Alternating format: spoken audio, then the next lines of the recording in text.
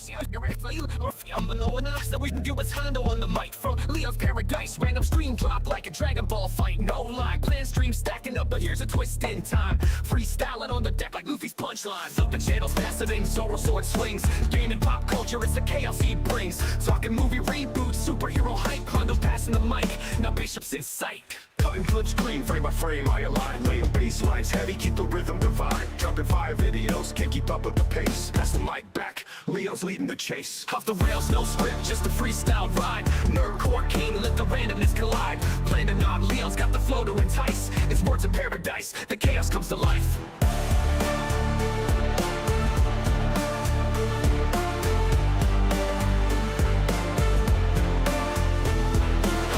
No script, just a freestyle ride. Nerdcore king, let the randomness collide. Planning on Leo's got the flow to entice. It's words of paradise, the chaos comes to life.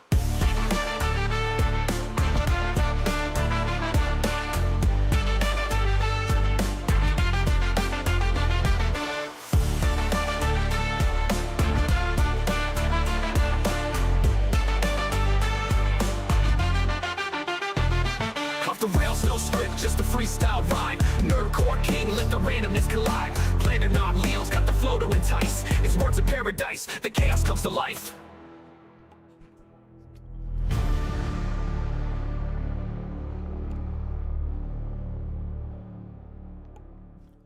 Finally, welcome back to the CounterCast. How are all you vital idols doing?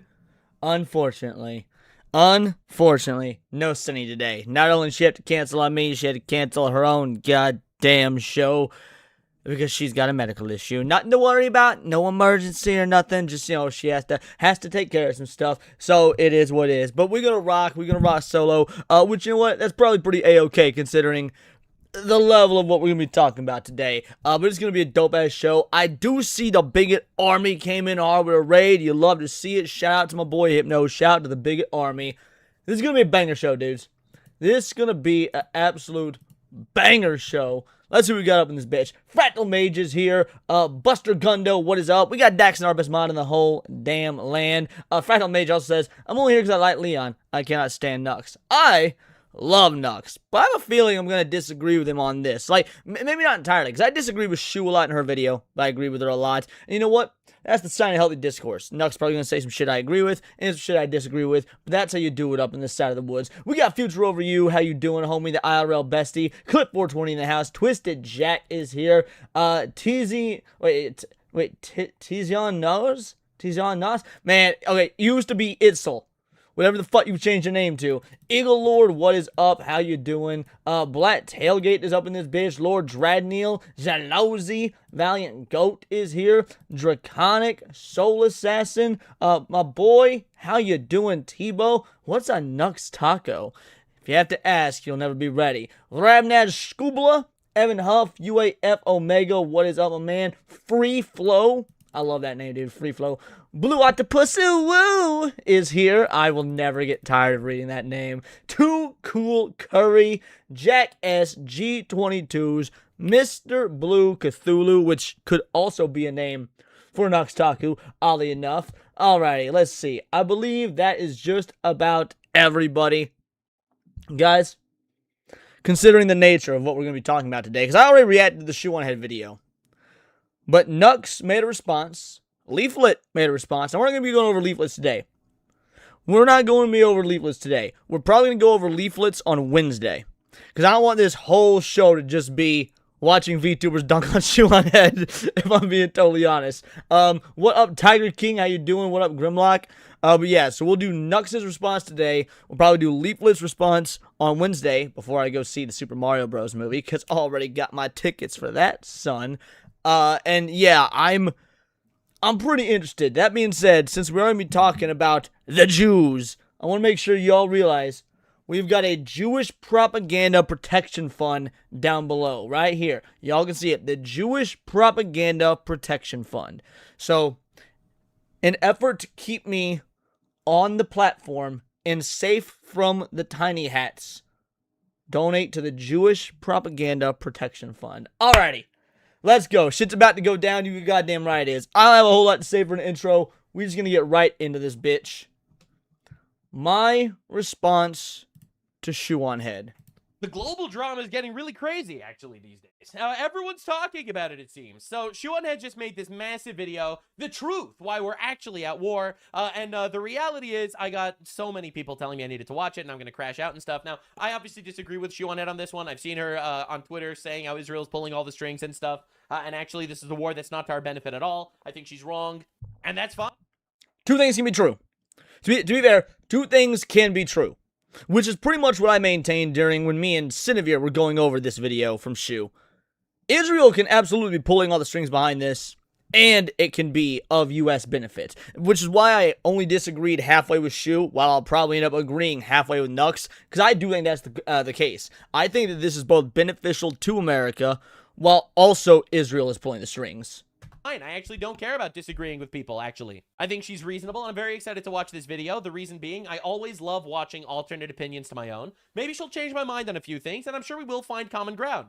I am against the war lobby in the United States. I am against funding for foreign countries. I am against lobbying for foreign countries. And I am against forever wars and regime change wars that don't actually benefit us. Now, in my opinion... And you know what, to Nux's credit, while he does go a little bit too pro-Israel for me, like he quite literally, he says a lot of pro-Israel shit, he also has criticized the Israeli government multiple times. Again, not as much as someone like me would like, but I can't just sit here and pretend Nux is like all in, anything Israel says goes and follows it. No, he has made plenty of criticisms of Israel, of Netanyahu. So needless to say, I also think that Shoe obviously was, at least in my opinion, a bit too unfair in this one, even though I agree with a lot of what she said, and I think Nux will probably be too fair, but there is a middle ground. Killing terrorists in Iran that have been trying to kill us for the last 47 years, developing weapons and shit like that, actually is in our best interest. Provided that it's a relatively quick war, we don't have boots on the ground, and it's not some endless quagmire, which in my opinion, it's going to end up being. So I'm excited to see this video. I'm excited to hear the alternates take to a lot of my opinions. And we're gonna fight. We're gonna go to war here. Literally, her comment section is flooded with people talking about me. My comment sections are flooded with people asking me to watch this. So we're gonna do it. All right, this is the thing that y'all wanted to do, and I'm excited because her videos are usually good. So what happened? Well, a few weeks ago, our government had a That's So Raven premonition. They had a vision, and they saw into the future. They saw that Iran was going to attack Israel. So we went ahead. And you know what?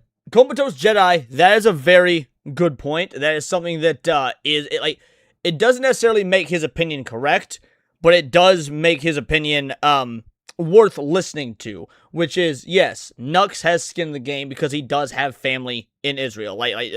Nux has told stories about, in fact, when he first got monetized on YouTube, he was in Israel visiting family, and so he set up the monetization. Don't need a whole backstory on Nux, but the point is, yeah, Nux has been to Israel multiple times. He has family there. So this is one of those issues that's probably very skin in the game for him. Whether or not that clouds his judgment, I'll leave up to you guys, because like I said, I'm kind of mixed on whether I think he goes hard enough on Israel or not. I don't think he does, but I think he does better than... I'll put it this way. Nux is certainly a better individual to listen to about the Israel stuff than someone like Ben Shapiro, for example. Yo, shout out, thanks for the sub, Squid Whitcam. But yeah, if you're like, yo, Leon, you gotta listen to either Nux Taku or Ben Shapiro when it comes to getting an honest opinion on Israel. I'm choosing Nux every fucking time. And attacked Iran. Now we're in some bullshit I assume there will be more depth, because that's not what happened.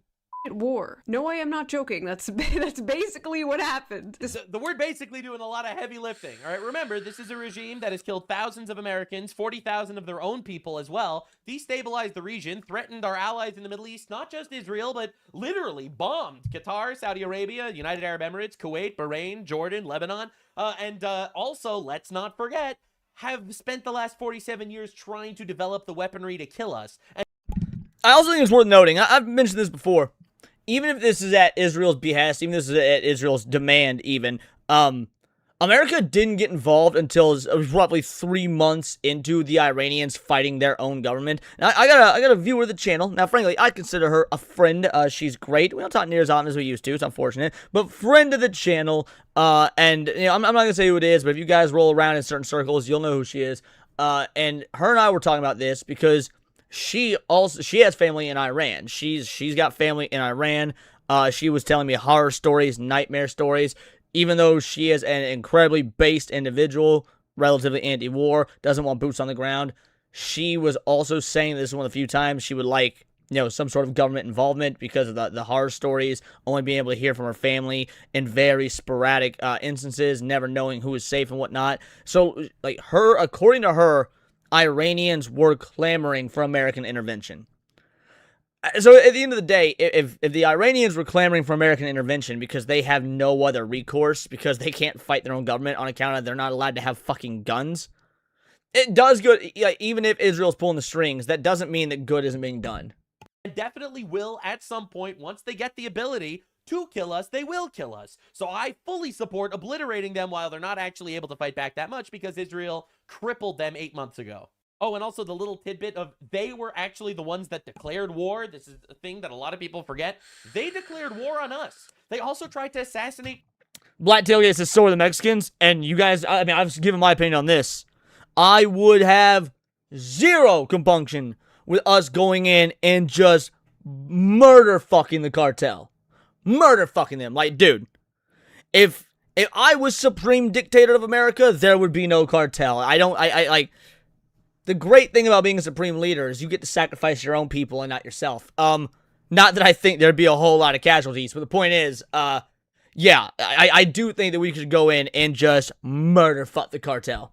Trump twice. No, this is actually based as fuck. Despite the Pentagon, Provided it doesn't become a boots on the ground, massive, infinite, forever war. All right? And if that happens, I take it back. I disagree with that completely. That's why I hate the war lobby in the United States. That's why people like Lindsey Graham are begging for a boots on the ground. I don't want that. Absolutely not. I just want to go there, fucking kill them from a distance, from the air and from the sea, kill some terrorists. That's all. From the air to the sea, Iran will be free. There we go. Awesome. Cripple them, send them back to the Stone Ages, and hopefully their people can actually rebel and pick up the pieces of their government. That's not on us. on saying there was no proof Iran was going to attack. It came to us in a All right. Humreya Pamuk, who wrote the article, there is definite proof that they were going to attack. The question wasn't if they were going to attack. The question is when they were going to attack. You know. And that is exactly what I said on my stream. This is one of those points where I disagree with Shoe. Like, Nux is in the right here between the two of them. They directly stated to us that they were going to attack. They told us they were enriching uranium to 60% and had enough uranium to build 11 nuclear bombs. They told that to us a week before the war started. They were inevitably going to attack. They chant death to America in their parliament every day as part of their, national discussion. The question wasn't if, the question was when. But anyway, I'm going to let her speak. I'm also always interested in hearing alternate opinions. It's always fun because I think they're all... You can let her speak, but you can also cut her off. She is still just a woman after all. Wrong on this one, and I think that a lot of people fell for like the infinite internet sludge psyop. a dream. Source, we made it the f*** up. Now, there are many reasons floating around for this war. All right, Israel, China, Russia, Yeah, oil, true, Iran all being true. 2 weeks away from having a nuclear bomb for the... Right. Iran wants freedom, but they aren't willing to die for it. What are we to stop them? Well, so here's the thing, Tiger King. They are willing to die for it. I mean, the Ayatollah murdered 40,000 of the resistance fighters in Iran. Like, the Iranians were absolutely willing to die for it. That's why the intervention, in my opinion, was worth it. You had freedom fighters in Iran absolutely doing everything they could to attack the government, to overthrow the government. Unfortunately, because Iran is an actual dictatorship, they had the military means to continuously crush the opposition that was fighting and dying for freedom. Right, no one's What up, Zax? past 40 years. True. And if you think about it, they were close multiple times, and we kept stopping them, actually. Bringing democracy to Iran. No one's saying that. All right, anyone that's saying that is lying. That's not part of the agenda. Well, we would love if the Iranian people rise up, but no one is fucking saying that we are there to instill democracy. And many other things, and we can discuss those things. All right, I'm Maybe ready. it's all those things at the same time. But there is one thing I feel is Israel. just not getting enough attention. Gamers Republic is correct. Islam must go. It's the only reason I need. Agreed. And that is the many Yeah, Israel. people in our government who believe in a literal doomsday prophecy about this war and are possibly pushing our president to take the necessary steps to Israel? make it happen. Israel. No, I am not joking. No, this is not a conspiracy theory. Bro, This Wait, is this going on like a total other direction that I was ever expecting? Holy shit, did she pull a fast one on me? It's not the Candace Owens channel. This is a real thing, and we gotta talk about it. Now, I know I keep saying the next ready. video is going to be a slop video. I know, I'm sorry, but things just keep happening. But that's okay. Look, man, It will all be- I know is I've been getting so much shit thrown at me saying, Nux has to react to this one because he reacts to other Shoe0nHead videos. There's no way he's gonna... So over here we quick, are. and then Yes, we are close to 10K. Taizanos, absolutely. So if you're watching and you're not subbed, please hit the subscribe button. We are less than 40 away from 10K. We're we doing can the get to thing. the more important issue. Shadow Buster, you fucking legend. Ask and ye shall receive. Thank you. Issues like making fun of women on TikTok. Oh, the good old days. Love that. So in this video, we will talk about this f***ass war. We will discuss Alright. the strange characters Awesome. who are encouraging it, the Alright. doomsday cult they belong to, Dope. and I will crash The out Jews, a question little mark? bit. The Jews, we never talk about the Jews. I just noticed that the Jews really don't get a lot of people talking about them. They're a small percent of the population, and for some reason, everyone just keeps ignoring Jews. Man, Okay, I get what Nux is doing with the whole being hyperbolic about nobody talking about the Jews, but the anti-war conservatives and whatnot, the pro-war conservatives don't talk about the Jews. Like, they should, but they don't, and that's clearly what Shoe is referencing here. hope Shoe0nHead shouts them out this video. That's probably going to happen at some point, man. I hope so. It's wild, man, because, you know, like, for all the millions killed by Muslims over the years, I feel like we really don't talk about how the Jews defended themselves a couple of times. Of the special 2-week military operation, everybody. All right. Did anyone say this was going to be 2 weeks? Man, I probably said that at some point. But it's not going to... Actually, yeah, quite a few people did say 2 weeks, both in politics, in the war room, as well as, you know, just general political commentators. The 2 weeks narrative was pretty out there, yes. be a forever war. Did it! Mission accomplished. And to be fair, I think I might have also contributed to that now that I'm thinking about it. So, I feel like every day I wake up and Trump is like, we won. And then something else True. blows up. And then again, he's like, we won. And then we're Right. back at war. But it's She's just reading Nux and or video titles. not a war. But we won the war. Hey, maybe... This is not a war. It's a side quest. It's a special operation. See, that's one thing that I completely disagree with, like, the Trump regime about. the Based Wizard coming in with a 5-banger, the first $5 in the Jewish Propaganda Protection Fund. Not only does the war benefit the people of Iran, but it will weaken Russia and China. Attacking their supply lines will cripple them. And see, that is something that I feel like isn't being talked about enough. You are correct. This is, I mean, both Russia and China get their oil from Iran and from the surrounding areas in the Middle East. Now, I could be wrong. I'm pretty sure Russia has a lot of natural resources, natural oil. They get it from Iran, so they don't have to tap into their natural resources, which, to be fair, isn't too terribly different than what we do. So, needless to say, I don't think this would actually cripple Russia as much in the long run. But to my knowledge, China doesn't have that. So this is actually definitely far more damning to China than it is Russia, assuming my information is correct. By the way, you are absolutely correct. I appreciate it. And then we also got our boy, we got Draconic, gifting a Words of Paradise membership, and he at Gamer Republic. Shout out, both you are absolute legends. Thank you so much. This is for you, a total chud victory.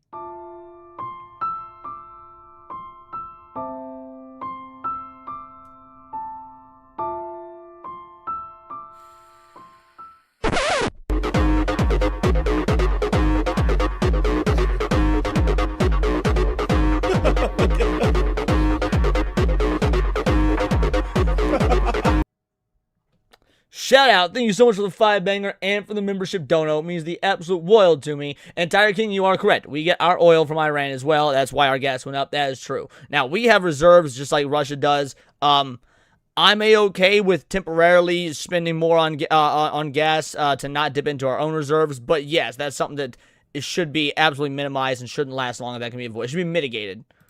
They keep calling it a special operation, not a war. It's absolutely a war, all right? Don't be scared to say the W word. Of course it's a war. Hopefully it's just a really quick and effective war. We don't have boots on the ground in a quagmire.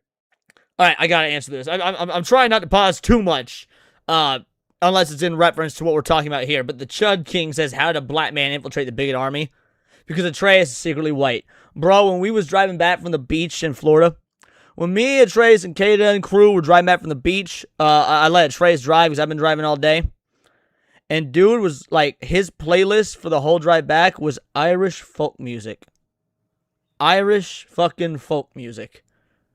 That's white as fuck, son. For 10 years. It will be over by the time this video uploads because apparently Iran wants to talk to JD Vance. JD Vance is apparently the peacemaker here. I mean, we all know exactly why this is happening if we're actually paying attention. So if you want to hear the real conspiracies, you're in the right place. JD Vance is a close friend of Peter Thiel and Tucker Carlson. Tucker Carlson is like this big isolationist anti-intervention guy, it seems, while he's being paid by Iranian billionaires. That is a true thing that happened after he was fired from Fox News. JD Vance's son, Buckley Carson, is Tucker Carlson's son, Buckley Carson, is working directly for JD Vance. JD Vance and Tucker Carlson are both really close friends with Peter Thiel, the guy who owns Palantir. So what they are doing here is they are setting up JD Vance to be this isolationist peace guy so that when he runs for president, he could say that he was always against the Iran war, he was the peacemaker, and he and Tucker Carlson and that group of the right wing is actually trying to take over. That's why this is happening. It's very obvious, actually, if you pay attention. I don't think Nux is wrong, but I also don't think that that is the main reason for having JD Vance be the guy doing the negotiations. I think that the reason for having JD Vance be the guy doing the negotiations is because for MAGA to not end with Trump. Because as it currently stands, MAGA is a Trump movement. It's unfortunate, but it's true. There needs to be a real successor. Think about Kamala Harris during the Biden administration. Or think about Joe Biden during the Obama administration. You can also apply this to Trump's first administration with fundamentalist Christian homo, whose name I forget. Like, none of them as vice president really did anything. Well, if the MAGA to keep the MAGA movement from dying with Trump, you need to have the vice president out there doing shit so that he can become a worthy Mike Pence. You need to have JD Vance out there doing things to show that he is a worthy, if not even greater, successor to the MAGA movement than Trump. Now, again, what Nux is saying about being a damn near isolationist, being friends with Peter Thiel, none of that's wrong. I just don't think that that's necessarily the number one reason. Joe Kent, also a friend of Peter Thiel, leaves the Department of Counterterrorism to go on Tucker Carlson's podcast to say that the Iran war is bad. If you actually pay attention to the missing pieces and the moving parts, and you watch Nuxanor, you're actually very informed on what's actually going on in the world. Imagine the Iran war. Imagine possible World Correct, War person. III. It's not World War III. Everyone needs to calm the fuck down. I keep seeing people say, where's the World War III? Wake me up when World War III happens, okay? The bass wizard for a two-banger. Talking war, rocking red ribbon. Hell yeah, bro. You good goddamn right we got the red ribbon going, son. Dr. Shiro did nothing wrong. Fuck those monkey-ass sayings. Hey. Like, God, dude. Iran got obliterated. Thank you for the two-banger. 3 days. We're cleaning shit up to make sure that they can't rebuild right now. That's what's going on. In the hands of a Shoe0nHead fan. We're all gonna die. Shoe0nHead, he is watching your video now. Tell him to deport Ilhan Omar. People. Based. That's far more important than a war with Iran. Deport the whole squad. Alexandria Ocasio-Cortez too. Like her name is Ocasio-Cortez. You could denaturalize that broad and send her to the fuck back to whatever brown people nation she came from. Word for word, bar for bar, repeating the NPC talking points that we heard during the Iraq war. This Middle Eastern country is building weapons of mass destruction. They literally were, according to the United Nations and the IAEA, all right? Like, there is no... And they admitted it themselves. We don't need to go that far. They admitted it themselves. They had 60% enriched uranium. They hate America. We're gonna bring them democracy. No one's saying that. It's all the same shit. It's all the same It's people. literally not the same shit. See, I was actually very against the Iraq war, myself. I think that it was a massive shithole. Shouldn't have happened. Shouldn't have put boots on the ground. Shouldn't have taken as long as we did. What a nightmare. What a tragedy. Now, Twisted Jacket says shoe stuck in 2000 Iraq. I don't necessarily think that's a bad thing. Like, you are correct. However, that was a... in fact, if you go back to Desert Storm before that, we're talking even earlier in the 2000s, with Kuwait and whatnot, we were stuck in what has effectively been a 30-year forever war with nothing, not even nothing to show for it, net negatives to show for it. So, needless to say, and on top of the actual war effort itself, it also gave us things such as the Patriot Act, which is one of the worst things to ever happen in the history of this country. So, to be stuck on that for the fact that, considering it's been like our reality for the last 30 years, pretty much damn near my entire lifetime, I think it's pretty fair to have that mentality. And to be honest, I haven't even heard these talking points being said. I've been following this very closely, and these talking points that she's mentioning, I really haven't heard anyone say that except for the critics, right? I hear a lot of like podcast bros being like, "Whoa, they said that it's just like the Iraq War." I've heard that said a lot, but I really haven't heard these talking points said by like, any politicians at all. People pushing for this shit. Only this time we have social media, and we are seeing war propaganda. Black Tailgate with a 5-banger. Might want to check the amount of oil we've imported from Iran since the 90s. Alright, I can do that real quick. How much oil has the U.S. imported from Iran since the 1990s?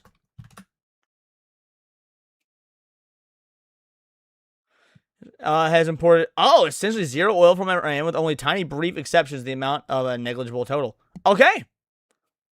Alright, fair enough. I was incorrect there. I appreciate that. 32,000 barrels a day in 1 year. Alright. 2000s, 2010, zero imports. 2020s, only tiny sporadic shipments. 1 to 6,000 barrels a day in isolated instances. Okay. Alright, I appreciate the correction. I absolutely do. Hey, if there's one thing we do on this show, while my goal is absolutely to radicalize you guys, I want to radicalize you guys with straight up facts. So I appreciate the correction, and I appreciate the 5-banger, Black Tailgate, you absolute legend. This is for you. How you doing, sir? Good. Can we talk to you? Where are you from? You live in New York? Who are you? Don Lemon. You're a fucking moron, dude. Thanks again for the 5-banger. Let's keep going. From all sides, being debunked right in front of our eyes. True. Social media has awesome. like truly been the worst thing that has ever happened to the government. Straight facts, bro. The moment you have social media and people are like, wait a second, hold up. There are Pakistani rape gangs all over England. It's like, okay, all right, dude, it's over. Imagine like getting away with decades.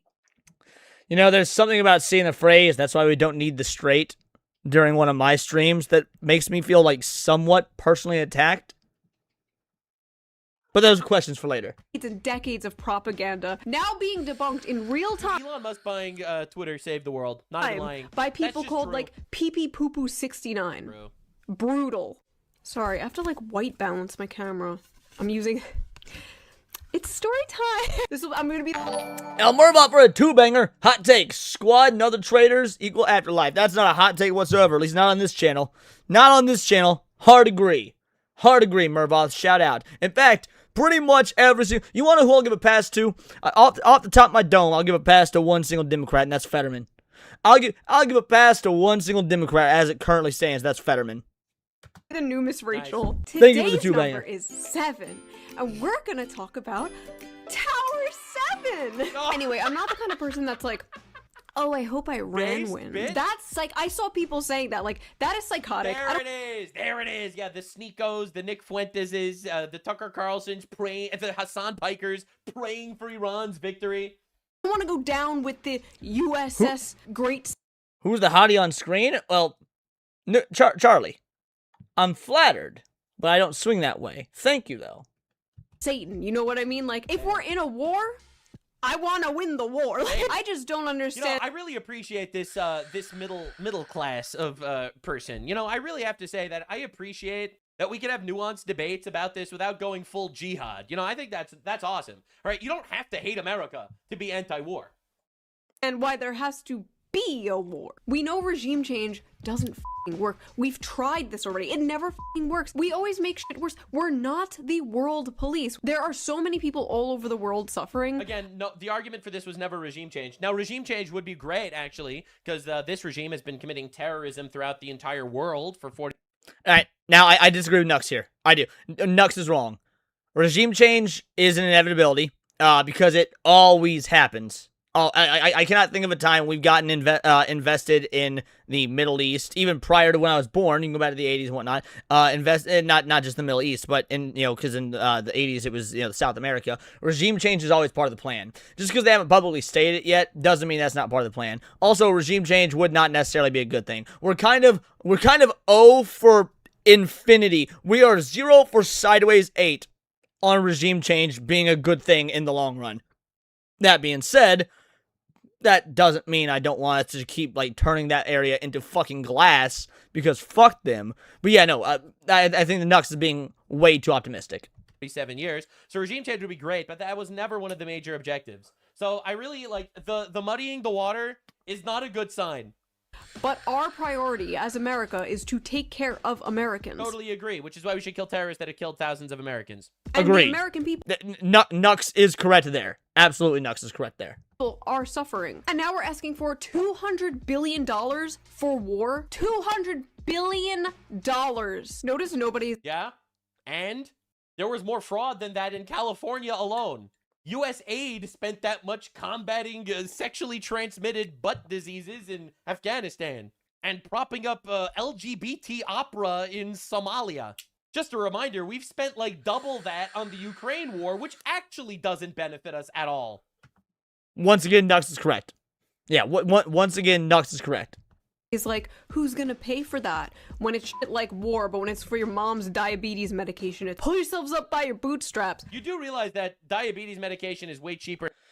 Trump pacified Venezuela without doing regime change, though. No, regime change is absolutely still happening. That's what Marco Rubio is effectively in charge of, is making sure the regime change goes smoothly. We just haven't actually seen the regime change as of yet. Now under Trump, We are in complete control of Venezuela right now until the regime change goes forth. because of Trump RX, right? $200 billion while American situations have not gotten any better. In fact, they're just going to get worse now. Look, if I just gave a list of look, I don't like giving $200 billion to war and the military and stuff, but I like where that's going a lot more, where all the other $200 billion are going, which includes fraud, the USAID, all the government-funded schools that are promoting all the LGBT shit. All right, way more than all the government funding. Correct. Person is correct. A puppet state is regime change adjacent. Of different media broadcasting stations like CNN and MSNBC and all these other places which get government funding, which is our taxpayer funding. I would trade in every leering center on the planet for a few more dead Ayatollahs. This is not even exaggerating. Everything is going to get more expensive, but that's okay, apparently. That's okay. That's not a concern. Things are going to get more expensive for a month, and then it's going to drop that right back down. All right? It's not going to all get more expensive forever. All right? Unfortunately, it probably is going to get more expensive forever, and that's not a fault of the Trump regime or Trump's administration or anything like that. That's just been the that's been the global trend of American economics since the 60s. So yeah, like now, how much more expensive it gets, how much inflation there is, things to that effect. That can be, subject to debate. Maybe it'll be less by comparison than under a Democrat. In fact, I know for sure it would be less by comparison than under a Democrat. But things will get more expensive. Biden and this global calling it a regime sound of leftist? Nah, dude. I say the Trump regime all the time, and to me, that's a positive thing. Because regime, that's a power word, bro. Regime is a power word. Economy shit, pushing for protecting the environment. Things got way more expensive, way faster. Economy is fundamentally sound, and that if it were to be extended, it wouldn't really disrupt the U.S. economy very much at all. It would hurt consumers, and we'd have to think about, if that continued, what we would have to do about that. But that's like really the last of our concerns right now. Consumers. Oh, shit. Consumers. That's what we are to these people. That's just brutal. good little obedient bug people, gonna go see a Marvel movie. That's right. Maybe buy a Labubu, eat a little Dubai chocolate. We have no soul, no lives, no families to take care of. We are just consumers. And when we can't take care of those families, you know what their solution is? What's their solution? Take fewer trips to Starbucks. Bro. That's brutal. If I say what I am thinking, I will be banned off YouTube, so I will simply be silent. Gas Relatable. is gonna be like a fucking $1 billion, but that's We chill the fuck out, please. Gas was like higher under Biden. Nux is correct again. Technically both are correct, but Nux is more correct. And Tiger King was talking about this in the chat earlier. Gas has gone up over the last month. It has. It is still lower than it was under Biden. So you can be against gas going up and still be happy that we're not running under a Democrat leftist state where gas is $4, $5, $6 a fucking gallon. Like where I am, I paid I think $2.79 for gas. Last time I filled up, I paid, I think it was like $2.79 for gas. Now, about a month ago, it was like $2.30, $2.36, I believe is what it was, $2.36, something like that. So that's a pretty notable increase. That's a 40 cent per gallon increase. But it is still less than when, Biden was in control. For like 4 years than it is now during a war with Iran. Like, are we being serious, dude? It's okay, guys. Short-term pain, long-term gain. This is a short-term disruption for the long-term gain. Short-term pain for the long-term gain. Short-term pain. I mean, this is a reasonable position, I guess, if it's... It is not a reasonable position. It's not a reasonable position because this is Operation Mockingbird in, like, real-time effect. Nux is wrong here for this to be a reasonable position. Because this isn't the actual position. This is the facade of the position. True. For long-term gain. We're going to have some short-term pain with long-term gain. Short-term pay for a long-term gain. Some short-term pain, yes, but we've got some long-term gain. Short-term pain God, I fucking hate propaganda. for American consumers. Short-term is highly outweighed of the long-term benefits. Some short-term. Can I hit you with the truth, Nuke? And this is going to be very real. At some point, if Iran is left alone, they will develop nukes. They will develop more ballistic missiles. They will actually become powerful, as opposed to now, where they are weak as fuck, which is why we're killing them now. Nux is correct. Again, Nux is 100% correct. Regardless of whether you like that this is being done or not, regardless of whether you like that it's seemingly done at the behest of Israel, this is still the reality of the future. The reality is, the moment that happens, the moment that they actually become a threat, and they actually have firepower, the Strait of Hormuz, which is the reason why this is all the oil prices and gas prices are going up, is because the Strait of Hormuz is being, basically, they're blocking it off with mines and shit, would be absolutely under their control to blackmail the entire world forever, and we would not be able to do anything about it. The moment they get their hands on a nuke or a ballistic missile system that we're not able to... Nux is wrong there. It would not be a forever blackmail. Because this is Iran. It would be a forever brown mail. Combat against, they will have the entire world energy in the palm of their hands, and they are an actual apocalyptic terrorist, radical Islamic regime that would do that, because their goal is annihilating us. So, yes, short-term pain means bumping the oil prices for a month, as opposed to long-term gain, which is the rest of the world and the rest of human history with a nuclear-armed Iran that could forever blackmail us by shutting off the Strait of Hormuz without us being able to do anything about it, because the moment they get nukes, they become untouchable. So yes, this is very reasonable, actually. Pain for the long-term gain. What in the NPCS is this? I do agree, though, that I absolutely fucking hate the mainstream media repeating the same NPC talking points again and again. It is your patriotic American duty to unplug the TVs in your parents' and grandparents' house right now. True. You see, I don't want our money getting funded to... Bro, my dad is so goddamn based. Papa Paradise, Papa Idol, so goddamn based. I was at his birthday party on Saturday. Right, I was at his birthday party on Saturday. Happy 59th birthday, Dad. And I was talking, because we reacted to this on Friday night. I went to his birthday on Saturday. And I said something along the lines of, and we were talking politics, something along the lines of glassing Israel. Now, obviously, if you guys watched the Friday night show, you know I said multiple times in the show, glass the entire Middle East. Glass the entire Middle East. So I said something about glassing Israel to my dad, and he said, yeah, no, if we did it the right way, we just glass the whole Middle East. And I was like, oh my God, yes! I don't know if you were watching the show last night or not, Dad, but fuck yeah!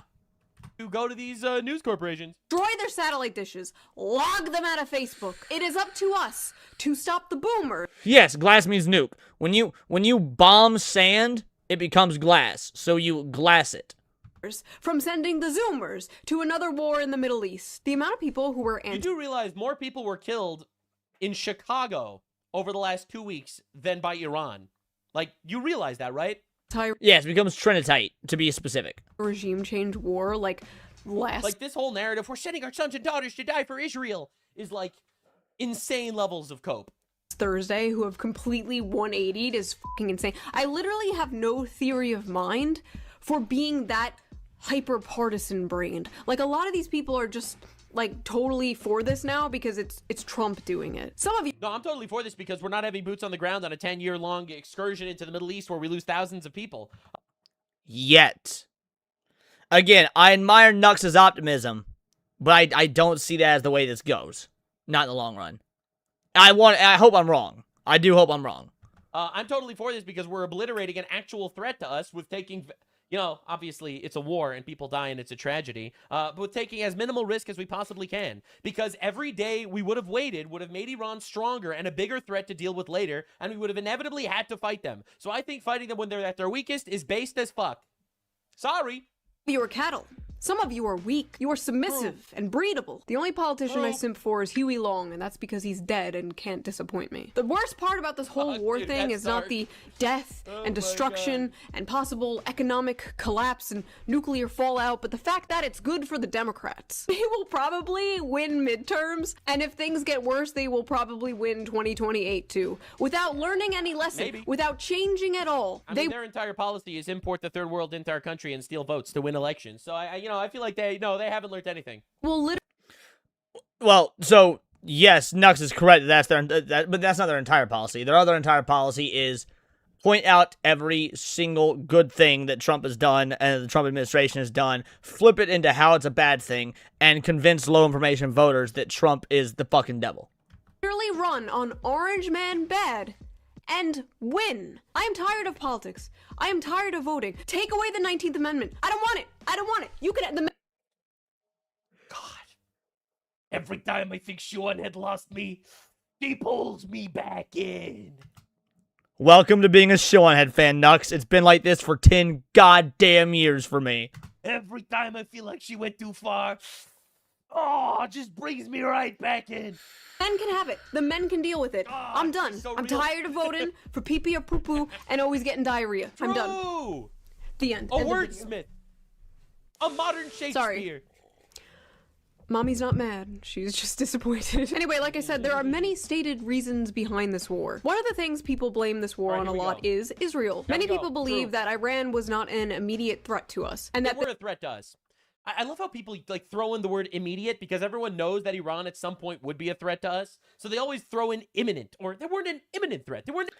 And you want to know what I love about that? So whenever you ask somebody, let's talk about this immediate threat thing. Whenever you ask somebody, yo, if you had a time machine, what would you do? What's the most common answer? Oh, wait, chat. What's the most common answer to if you had a time machine, what would you do? Preferable answer in super chat fashion, but don't have to be. I'll wait. Because there's one answer that comes out more than any other. In fact, Deadpool made a joke about this. No, Meet Jesus is the wrong answer. Even Deadpool 2 made a joke about this, and it got cut because it was so dark. Meet Jesus is not the correct answer. Fractal Mage is closer. No, I'm what? No, Weenie. Everybody say Meet Jesus. Thank you, Drunken Fair Guy. I'm saying what is the most common answer, not what's the correct answer, what's the most common answer. Drunken Ferret got it. Kill Hitler as a baby. Go back, yeah, bad latency, says it too. Go back in time and kill Hitler as a baby. Black Dragon, unalive baby H-Man. Bingo, bango, bongo. That's the most common answer. Nobody actually believes in this immediate threat bullshit. Otherwise, it wouldn't, the most common answer to what would you do if you had a time machine wouldn't be go back in time and kill baby Hitler. Because by that law, baby Hitler is not an immediate threat. It's a fucking baby. But people would still say it. Did I not see what? No, I didn't see it. Chat's running fast. There's like 100 something of you guys in here. Anyway. So yes, people don't actually give a fuck about an immediate threat. If they default to, I'd go back in time and literally smother an infant because in 36 years, he's going to become Hitler. An immediate threat. They throw that. And El Murbot for a two-banger. My answer, a certain ship to Africa. Don't go.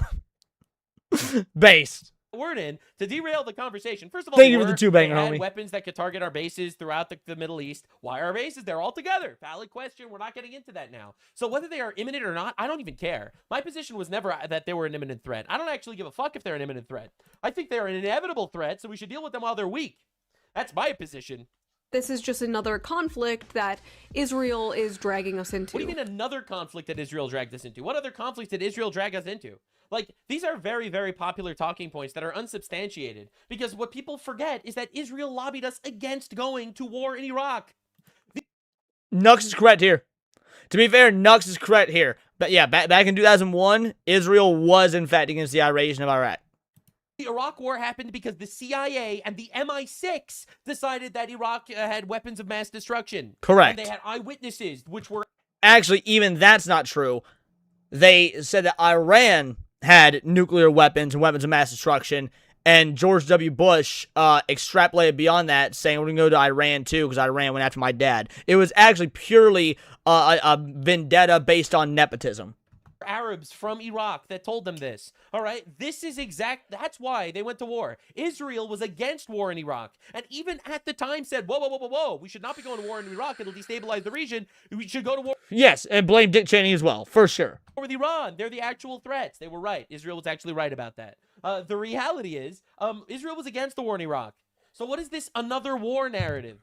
Making us fight their war for them. Because of this and everything that's happened It's not for them. Israel's quite literally fighting alongside us there. in Gaza, Israel's PR is in the toilet. Polls are showing Israel is becoming extremely unpopular, especially with young people. It's getting so bad that the Israeli government literally had to pay internet influencers to say good things about them.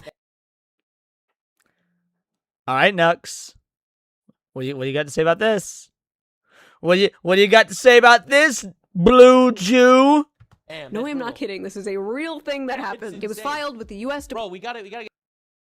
Toby Tank, I don't have an exact number, but it's the vast majority. The vast majority of Islamic terrorists are sponsored by Iran. Yeah, that's why I'm A-okay with glassing the fuck out of them.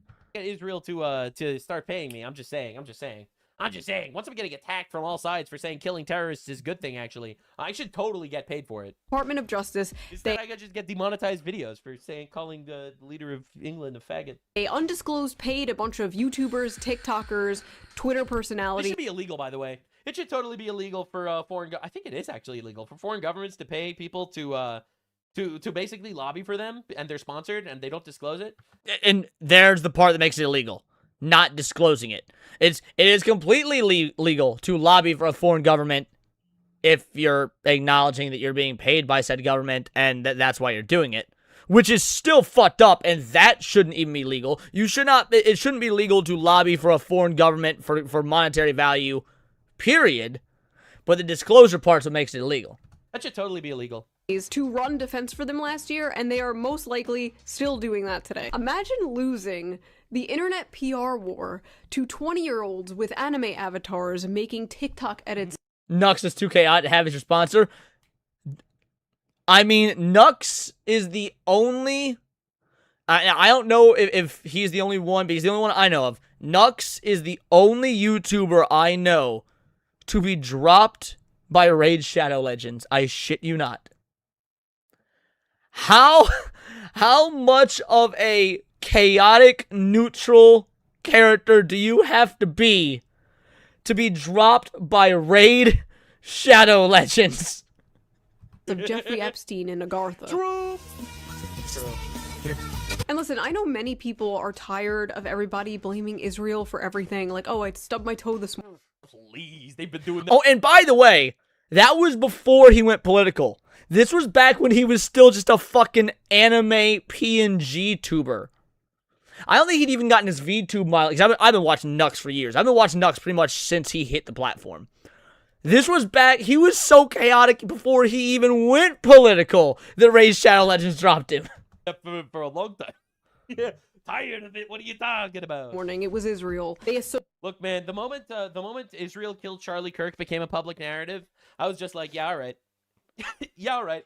People just believe anything. Associate criticism of Israel with people like Hassan Piker. And it's so sad because there really is valid criticism of Israel. Like the whole idea of funding foreign influencers to propaganda shit and trying to silence free speech and stuff, because Israel would totally do that if they could. I think that's totally valid criticism of Israel. I think that's completely unacceptable.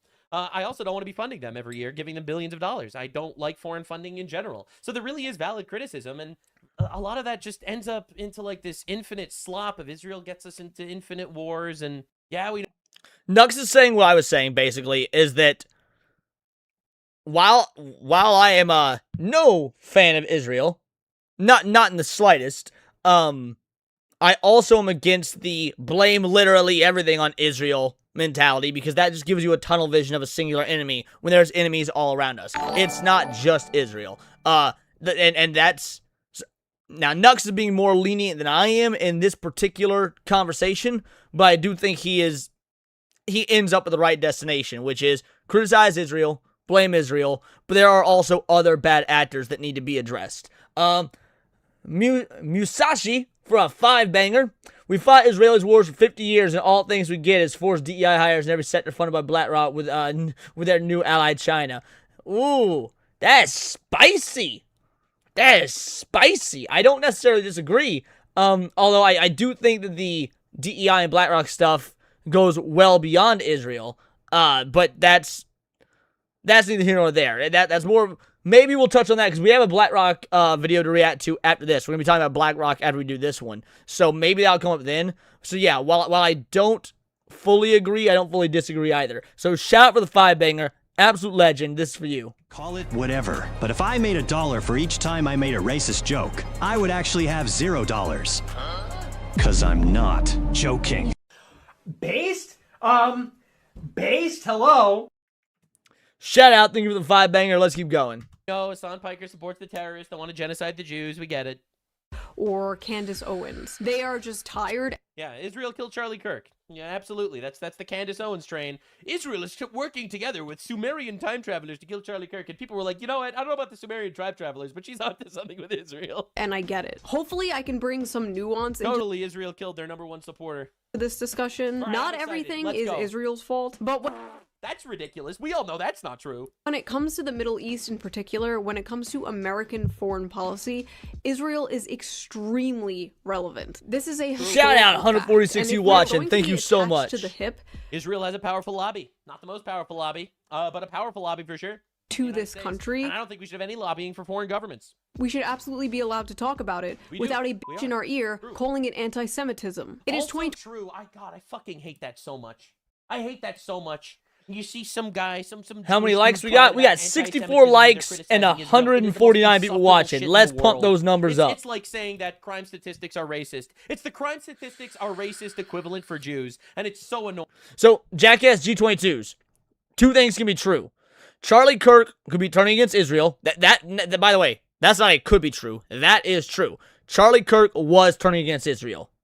That doesn't necessarily mean that Israel killed Charlie Kirk. Now I'm not saying whether they did or didn't. I can go both ways on that one. There's a lot to talk about there. So this is one of those, yes, he was turning against Israel. That doesn't necessarily mean Israel had him whacked. Maybe they did, but I think there's more to it than that. Whenever I see it. Now, a lot of people that criticize Israel actually do want to kill all the Jews, all right? Like, Hassan Piker, the people that support the Islamic terror organizations, those guys actually want to kill Jews. And the waters get so muddied by all these, especially, the woke Jews, the ADL and all these fucking, the anti-defamation The ADL needs to be abolished. The ADL absolutely needs to be abolished. League and AIPAC crying every 2 seconds about something else. It's, actually insufferable. It really is.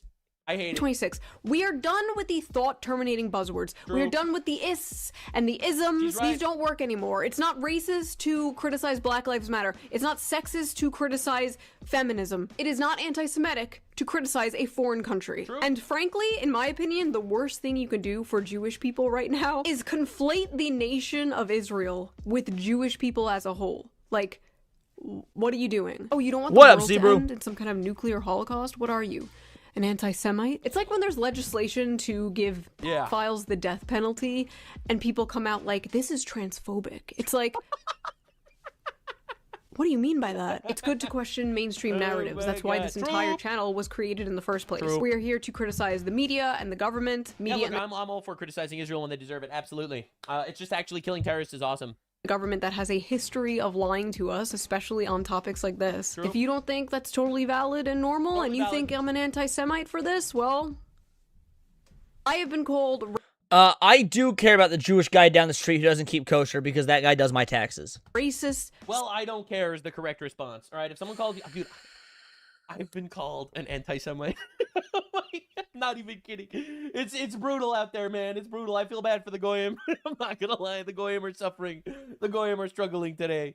Oh my God, brutal. But no, but the issue is there obviously is a rising amount of anti-Semitism. Real anti-Semitism. Like they blew up a couple of private-owned Jewish ambulances in England. They murdered a couple of Jews in England. They firebombed Jews in Colorado. They shot Jews in Washington, D.C. All right, Jews got stabbed in New York. All right, you got cars ramming into synagogues full of explosives in Michigan. Like, this happens every day all over the place. That's real anti-Semitism. And it gets watered down by the endless sludge of fake anti-Semitism, which is... Every single thing that Nux just said, every single one of those events, Hassan Piker beats off furiously to, oh, dead Jewish ambulances. Sorry, Kaya. I actually disagree with the democratic country of Israel's election of Benjamin Netanyahu. That's not anti-Semitism.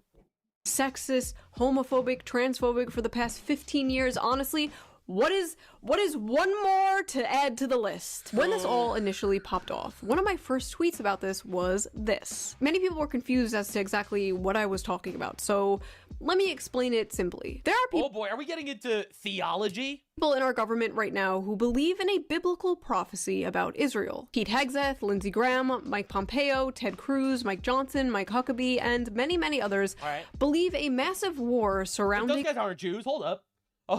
Oh my God, she's gonna go on the evangelical Christian rant. That's brutal. The Middle East will bring Jesus Christ back. They want this. To them, this is the good ending. We'll all be saved. Great. Awesome. Unfortunately, many Americans and many people all around the world will die in a giant nuclear war.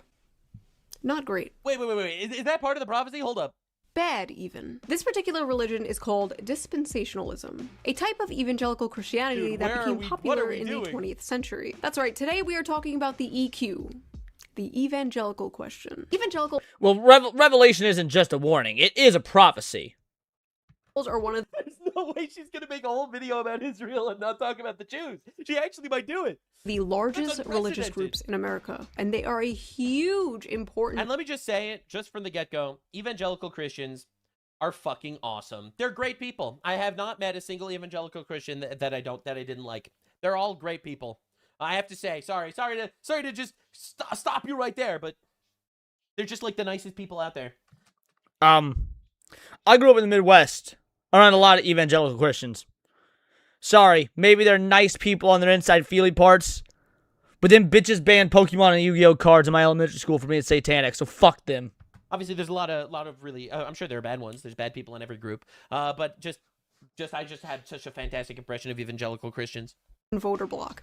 Important detail to remember. What you have to understand is evangelical Christianity is absolutely fucking obsessed with the end times. This isn't just like an offhand thing that's— All right, here we go. We got a lore dive in here. Mentioned in the Bible and they bring up sometimes. No, this is like their whole fucking thing. It's like all their talks, their sermons, their books. Basically, they are extremely horny for the end of the world. And many of those people are in the president's ear right now. Strike and strike and strike. I think it's the biggest group of Christians in America, I'm pretty sure.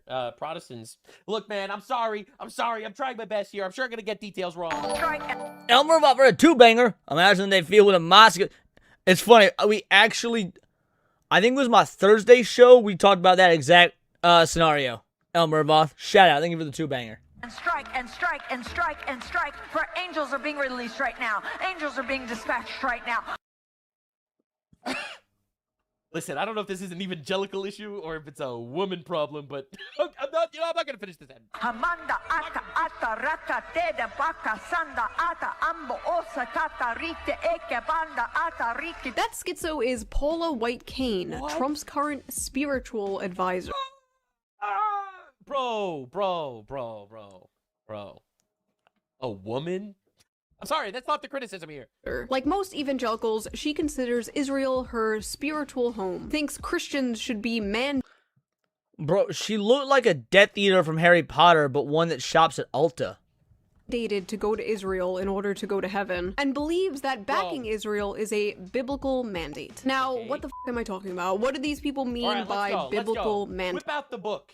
Well, thanks to the Scofield Bible, a version of the Bible that placed little, like, notes next to everything that explained the biblical text, evangelicals believe it is their duty to protect. Pretty sure Scofield Bible, it's a translation of the Bible, and it has a couple of nuanced differences. Like, I remember watching this whole video that was just completely debunked about how the Scofield Bible was Jewified and stuff, but that's not true. That's not true. It has definitely different emphases on things, but it was produced and made by Christians. It was not Jewified. Protect Israel. You're probably thinking, like, okay, so what? Like, we have overlapping interests with Israel. Who cares if these evangelicals want to protect Israel, right? Well, there's a little more to it. All right, let's go. Basically, the evangelical dispensationalist belief goes like this. Step 1. The Jewish people return to the land of Israel. Step 2. Israel becomes the main character in a massive war. Wait, is this true? Is this actually true? Bro, literally. Yes, Nux. This part is true. This part is absolutely true. People in the comments need to help me with this one. Step 3. Global destruction called the tribulation occurs. Step 4. Armageddon happens. And step 5. Jesus Christ returns. Okay, just to be clear, I don't know if that means they're trying to make Armageddon happen, or if that's just like an inevitable thing that happens according to this prophecy. Well, it's both. It's an inevitable thing that happens within the prophecy, and so they are trying to speedrun it. Like, they are absolutely trying to speedrun it.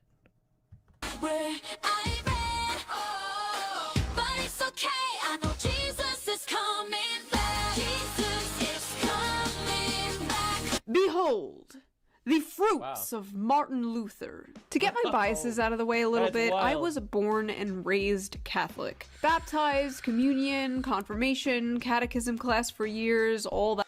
I mean, that part isn't really... yes, that is part of it, Weenie, tribulation with the Antichrist.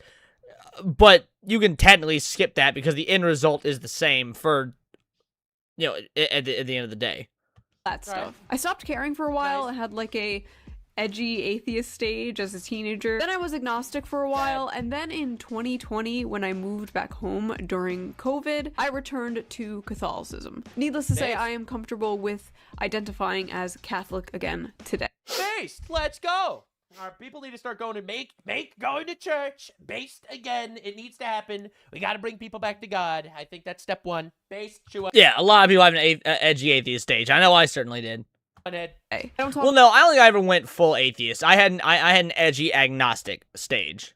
About this because it's not relevant, but it's relevant here. I have many Protestant friends, a few are evangelical.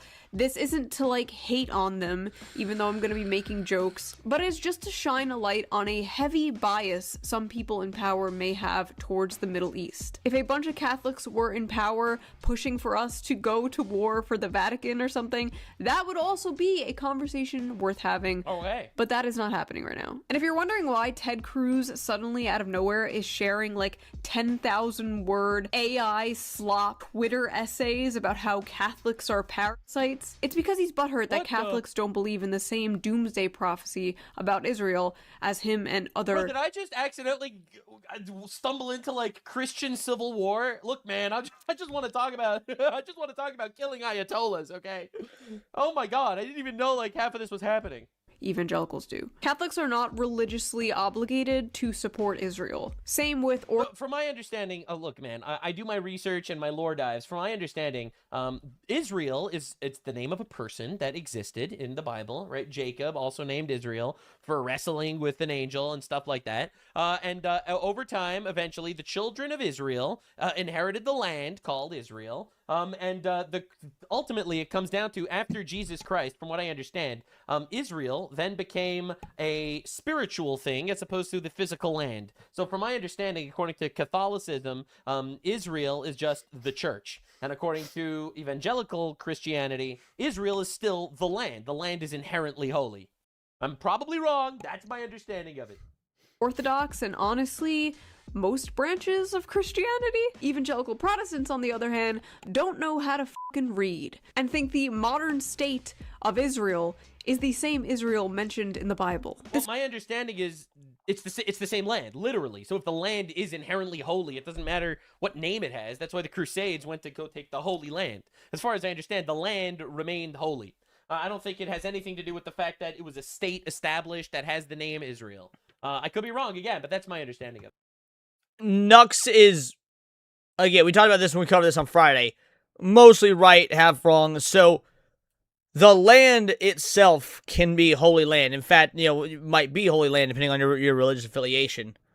But the people devoting themselves in the government are not devoting themselves to the land of Israel. They're devoting themselves to the state of Israel.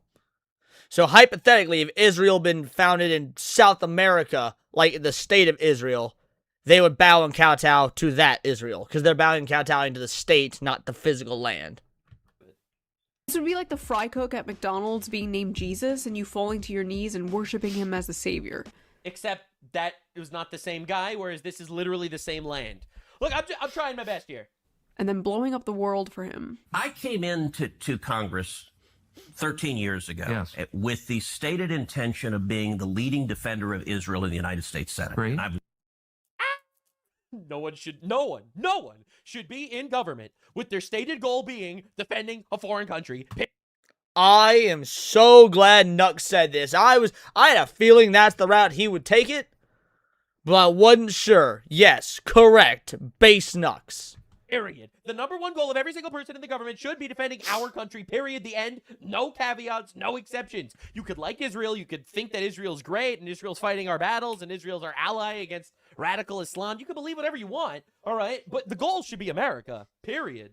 And that goes for every country, all right? That's Ilhan Omar with Somalia, too. Same idea, unacceptable. Worked every day to do that. Growing up in Sunday school, I was taught from the Bible, those who bless Israel will be blessed, and those who curse Israel will be cursed. Pretty sure it's those who bless, like the children of Abraham will be blessed. I think that's the actual verse. I don't think he actually sang a real verse here, but yeah. Where does my support for Israel come from? Number one, because biblically we're commanded to support Israel. But number two, hold on. So Hibiki Gamer, you're half right. Tucker Carlson may be a traitor, but so is Ted Cruz. I'm not holding on. Hold on. You're a senator, and now you're throwing out theology, and I am a Christian, and I am allowed to weigh in on this. We are commanded as Christians to support the government of Israel? We are commanded to support Israel. To think all of this could have been avoided if we simply... And by the way, whether Tucker's a traitor or not, because, hey, I call him Tucker Carlson just like so many others. He was correct there. He absolutely was correct there. Named Israel... Sand, New Jersey. Damn, that would be awesome. But, again, not trying to be controversial or anything, and I'm not an evangelical Christian, so I'm not going to sit here and make believe that I am fully understanding everything that's happening here.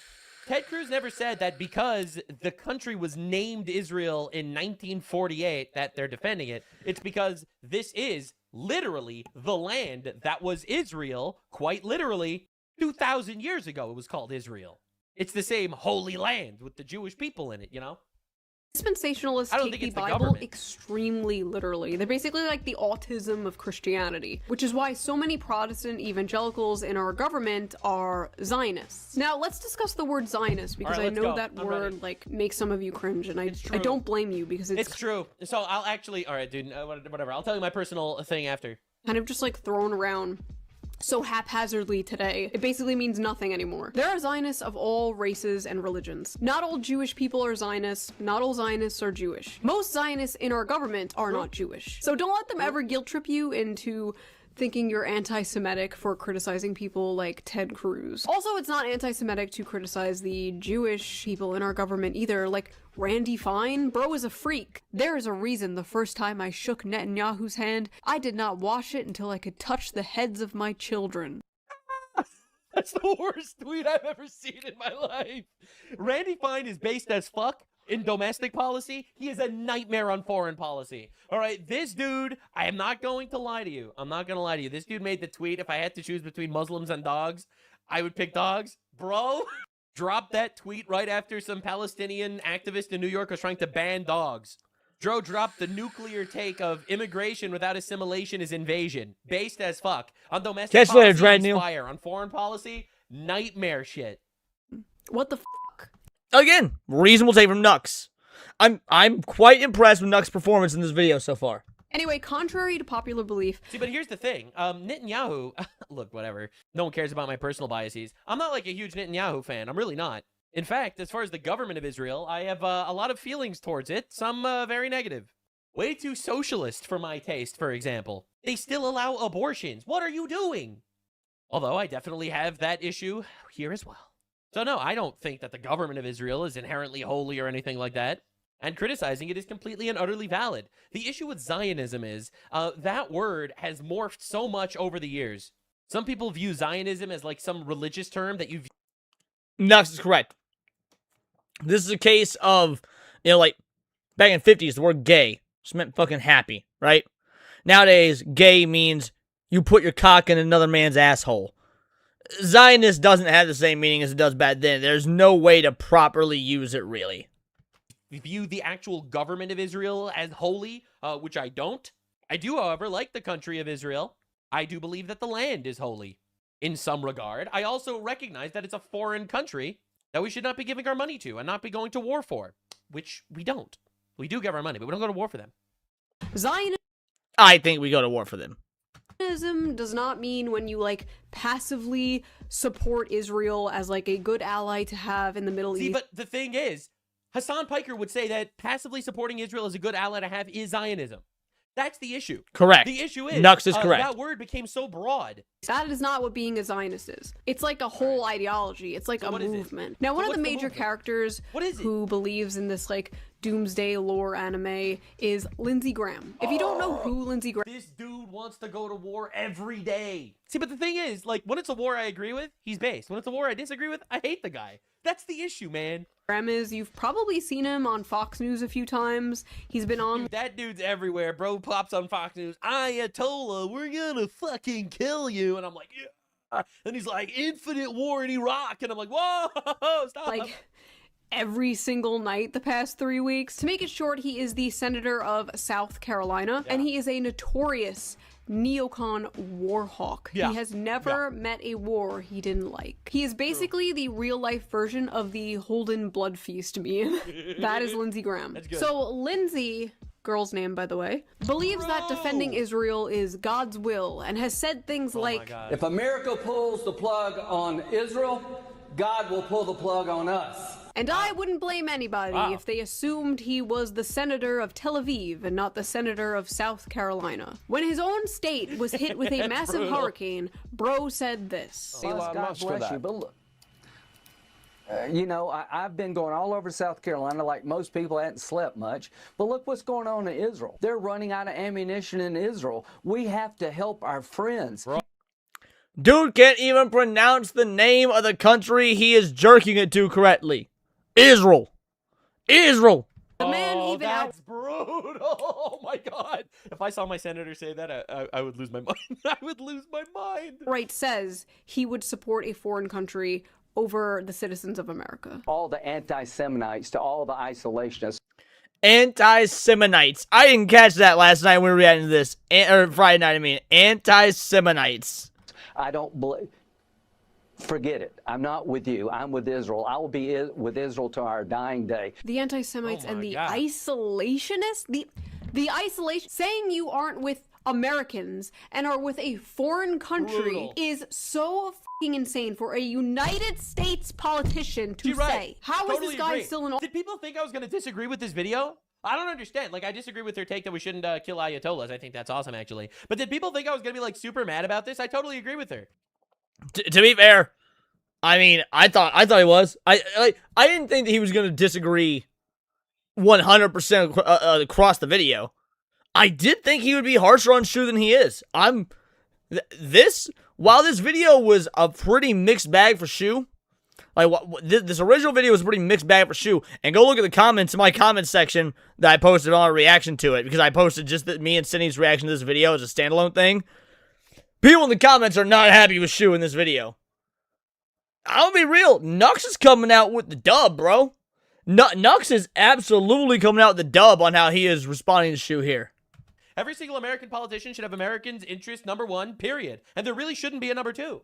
And that's my opinion. Just like I think that Israel should absolutely do its absolute best to defend itself in any way. And I don't actually give a shit about what the UN tells Israel, just like I don't care what the UN tells us. I'm a very simple man. I'm a very, very simple man. I think that every single government's goal should be to protect its own country. So when England imports infinite Pakistanis, I think that that's fucking brutal to their own people. And it's... While I get that Nux is usually pretty fair to Shoe, to my knowledge, Shoe hasn't really gone... At least, she's never done a full dedicated video just to the Israel stuff. So while Nux is usually pretty fair with Shoe, it's about localized domestic policy and things to that effect. Feminism and left-wing politics, things like that. So I didn't know how he would respond to her being doing an entire Israel drop. Traitorous. Office. This is like borderline treasonous. Israel and the United States, you just wait to see what comes in the next 2 weeks. The next 2 weeks meaning what? We're going to blow the hell out of these people. I'm sorry. Oh my God. We're gonna what? It's not war if the balls don't touch. Okay, so Lindsey Graham and Ted Cruz are weird, American last freaks who believe this doomsday I mean, I don't think that they're America last per se. I think that they are America last. They are America last. Because in the words of the late, great American fucking hero, Dom Toretto, if you're not first, you're last. And by his logic, and how the fuck can you argue with Vin Diesel? If you're not America first, you're America last. God damn it! they believe that America is going to help in their, if you want to call it a doomsday prophecy. I don't know, man. But the reality is, I think it's totally unacceptable for our politicians to talk like this. But like, who cares, right? There's a bunch of those guys. Like, who gives a f what they believe? Well, here's the issue. Ted Cruz and Lindsey Graham might be the little birdies in Trump's ear pushing us to do this war. I urged the president to launch this attack. As you noted, I was with him pretty much If you think Trump, the guy who ran on no new long wars, all right, that guy, all right, if you think he was convinced by a couple of guys, you are retarded. That dude has all sorts of people in his ear, begging him to do all sorts of things. That dude does things that he wants. He has, okay, dude, he has been promising this war for 40 years. And that's more or less what I said as well. Trump has been staunchly anti-Iran since the 80s. And he was very vocal about it during his first term.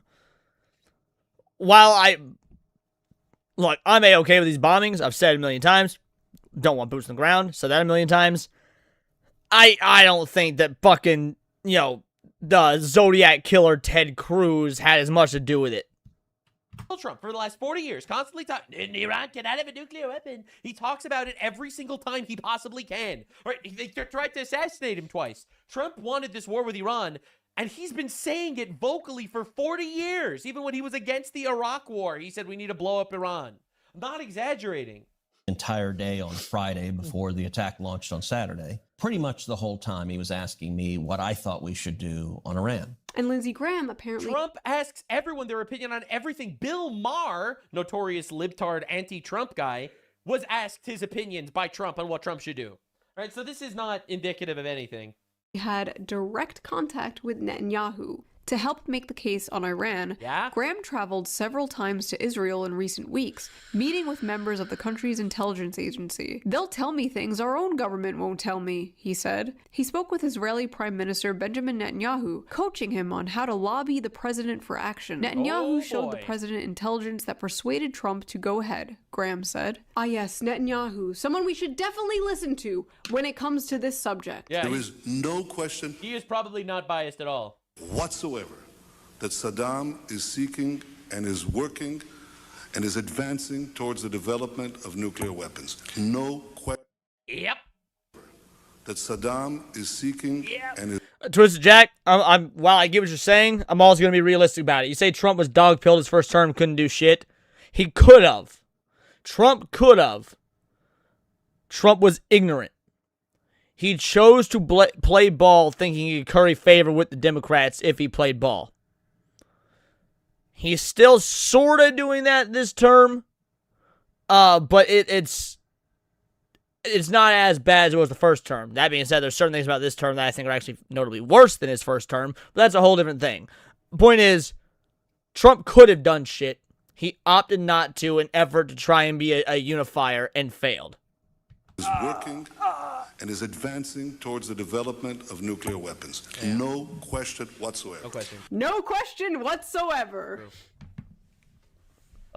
Yeah, so this interview with Bibi specifically, I'm having technical issues on my side. This interview with Bibi specifically was after the United States already decided to go to war with Iraq. This is confirmed, all right? If you look at the actual timeline of when Bibi went there to talk about that, it is public knowledge that Israel lobbied us against going to this war. All right, Israel warned us against Iraq invasion, U.S. official says. Chief of Staff, former Secretary of State reveals that a large number of senior Israeli officials warned Bush administration the invasion of Iraq would be destabilizing to the region. The Israelis were telling us Iraq is not the enemy, Iran is the enemy. Correct. The reality is, after it was decided that we were going to war based on British and American intelligence, okay, Israel talked about what they knew and gave us all of the intelligence that they actually had in the region.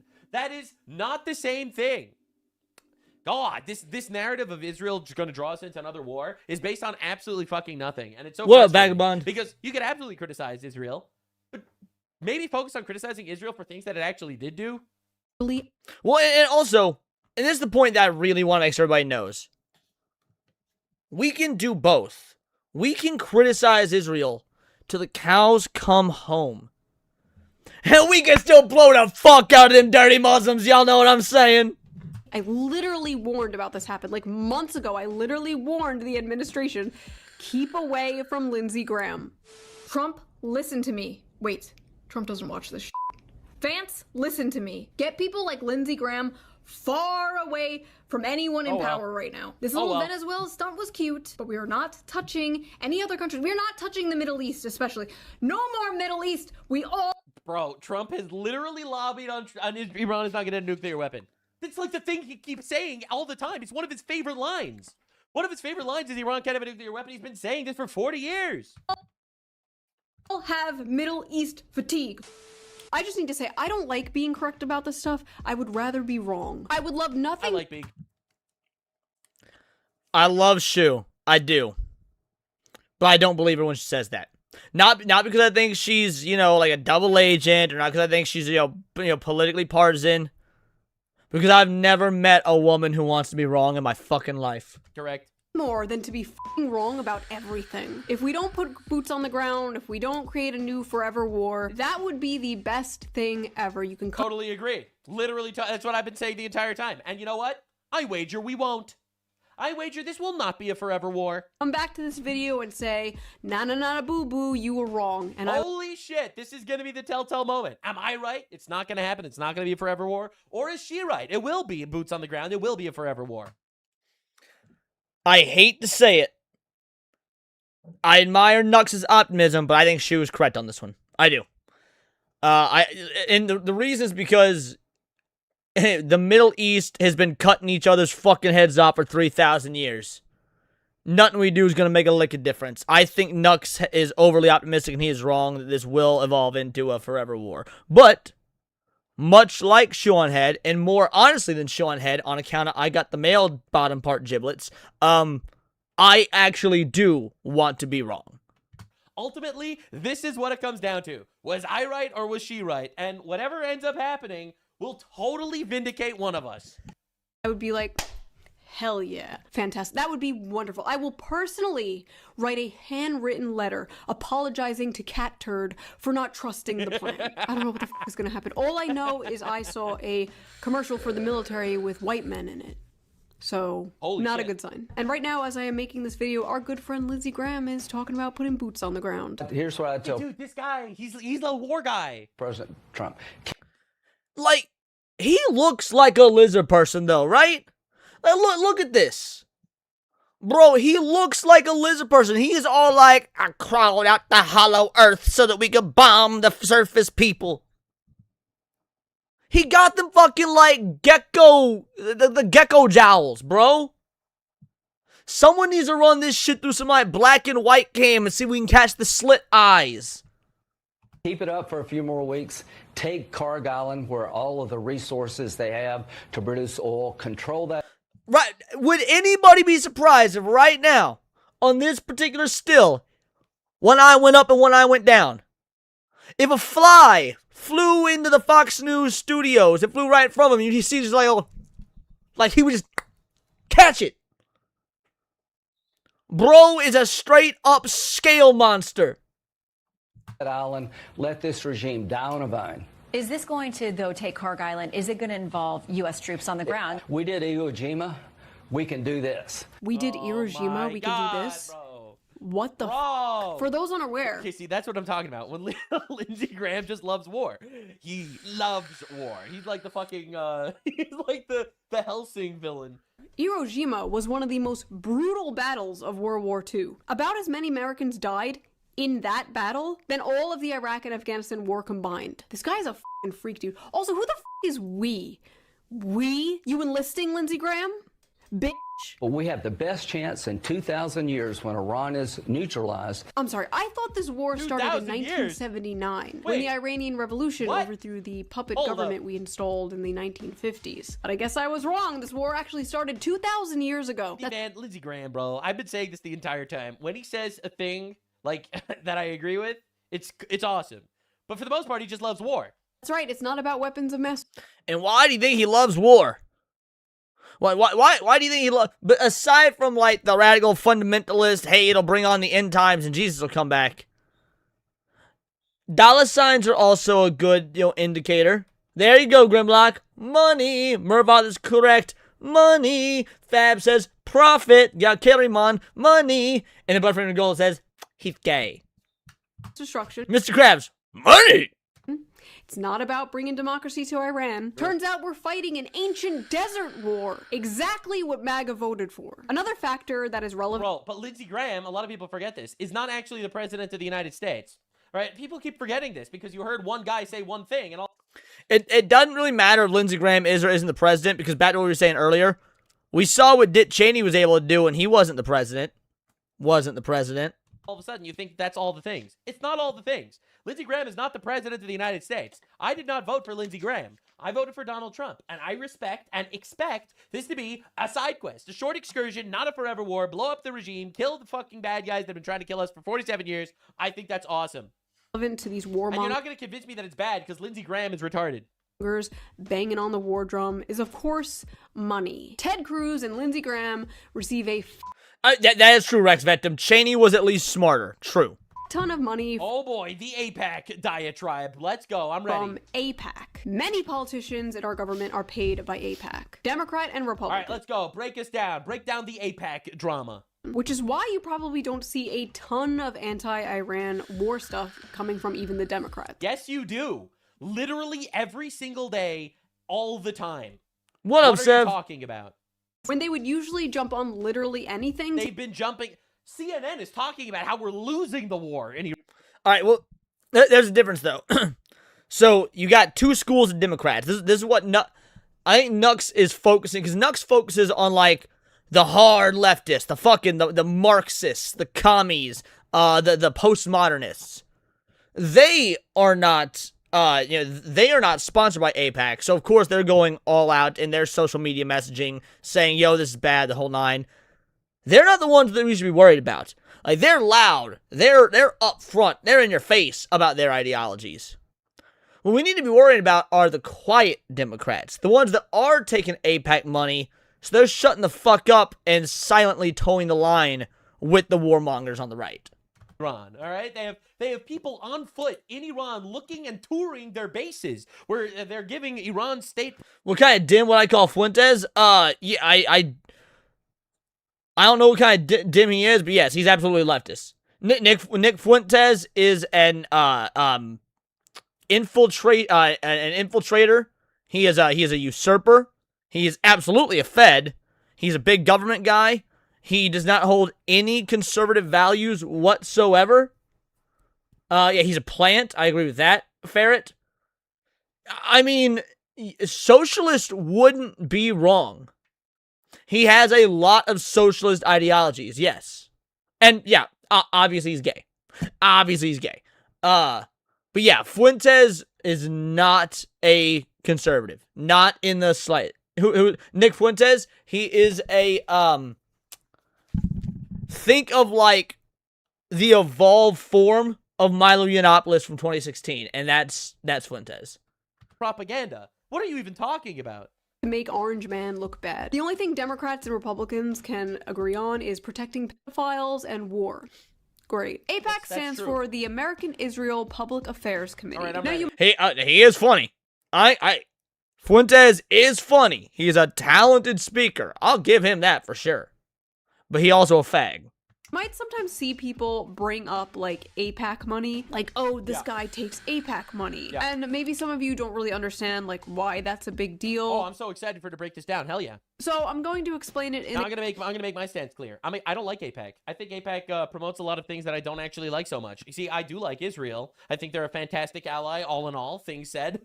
I do think they have issues like everyone else. I think they're a foreign country. I am against all lobbying for foreign interests. I think all lobbying in America should solely be for America.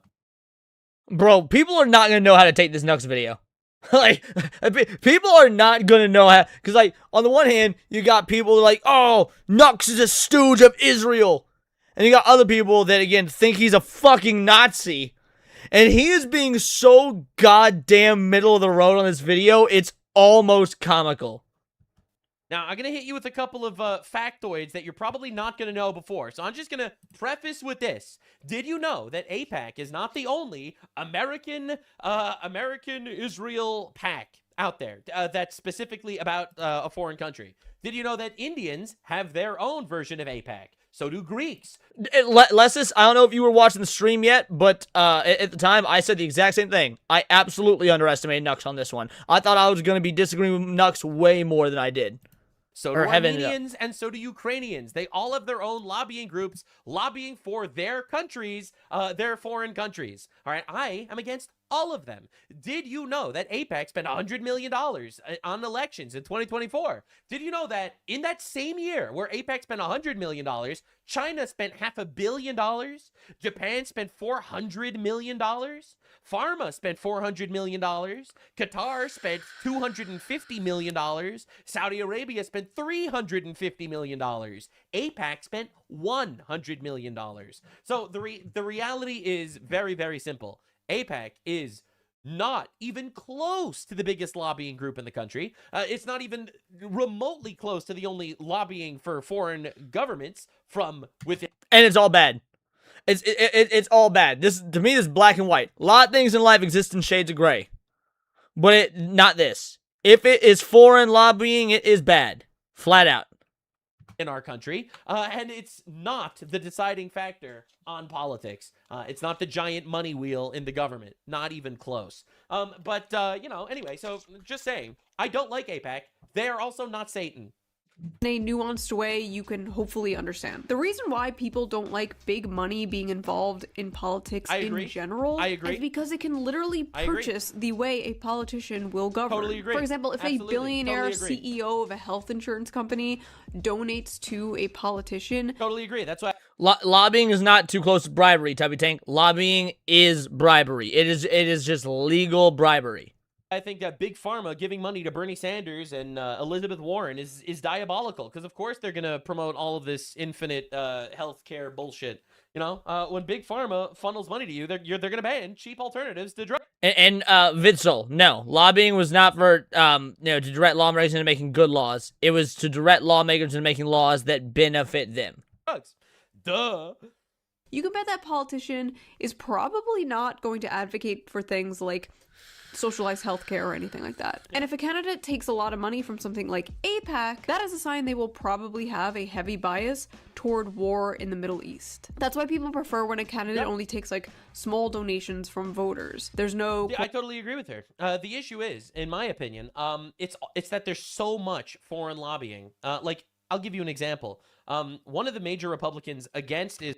And now, I think the reason that people focus on AIPAC, because let's say Nux was correct in his running of the numbers. Japan, Saudi Arabia, Big Pharma, all being bigger lobbyists. Those can all still be true, but AIPAC, the Israel lobby, is what we're seeing, like, the most direct effects of. You've got politicians and media outlets out there just showing us all the Israeli propaganda all the time, telling us that it's news. So, you don't really see the direct effects of the Japanese lobbying. Not that the Japanese lobbying is better or worse, because again, like I said earlier, it's all bad.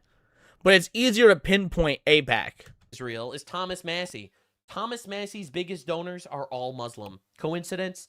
So once you start following them... That's exactly what I mean, Black Tailgate. Yes. Greg Abbott, all right, he's a Republican governor of Texas. That guy suspiciously oversaw the building of Sharia law cities and hundreds of mosques. It's not suspicious at all.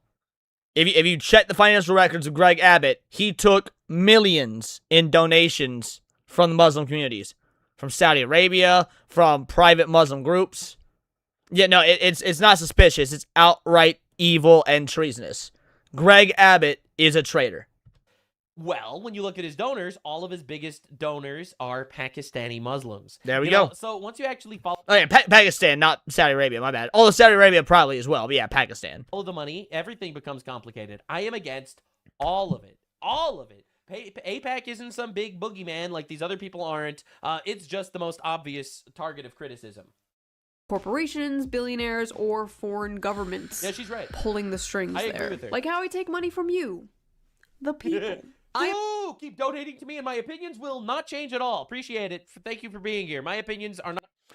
Listen, Nux. Keep donating to me and my opinions won't change. Not bought. As proof, I got a video... We got the Jewish Propaganda Protection Fund down below. Move for calling Keir Starmer a faggot. Fuck. I'm funded directly by Big Simp. That's right. Some politicians get paid a lot by AIPAC, and some politicians sell out for the price of a Big Mac and fries. That's crazy. Yikes. Weird fact, one of the top donors to AIPAC was actually the creator of OnlyFans who died recently. Yeah. He gave like millions of dollars to AIPAC. And AIPAC gives millions of dollars to the people in Congress. So in a weird way, our government was partially... I'm not a Jew, Matt Funcool. Here's the dealio. Here's the dealio. Because I'm tired of these Leon is Jewish accusations. First of all, you see this? Average size nose. Second, you have to understand your enemy's tactics. Sometimes you even need to employ your enemy's tactics. So I'm learning from the Jews. I'm studying the Jews. I'm meticulously having inquiries of the Jewish method. That doesn't make me a Jew. If I was a Jew, my credit score would be so much better. Funded by OnlyFans whores. Holy shit, that's true. Checks out. But you gotta understand. I believe... Leon's not a Jew, he's clearly Polish. A lot of these guys would do it for free. Hypothetical. One country must no longer exist. A, the United States. B, Israel. Choose. Read Revelations and report back. Deport him! Deport him! Agreed, deport him. No! No, that's a nightmare, bro. When people talk about the separation of church and state, this is the shit they're talking about. No, it's not. What the f***? Like, what do you mean there's an American politician saying he would rather the nation he allegedly serves be destroyed over evangelical Wakanda? Crazy. Get this. Yo, Daxnar says, imagine your bar mitzvah and you see Leon creeping in the corner with a notepad, just kind of over there like...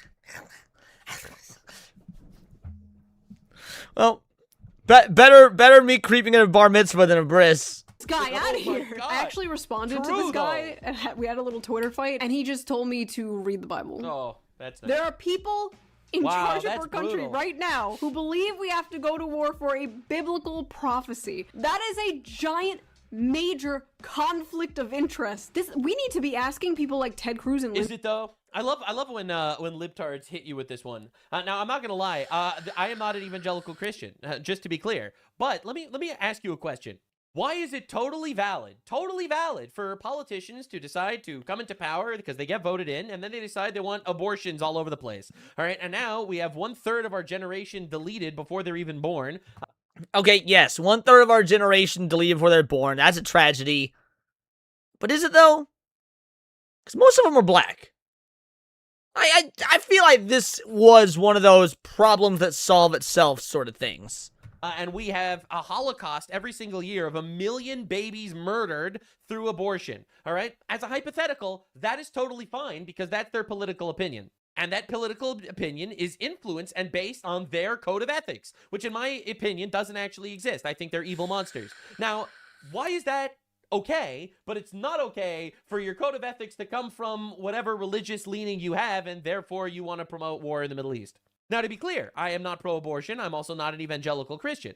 I'm just saying, why is it, like, socially acceptable for that person who has their political ideology to come in and promote baby Holocaust, but it is not okay for that guy to come in with his own perspective? Yo, Baby Holocaust sounds like a game you could pick up for like $2.99 on Steam, and I would play the fuck out of it.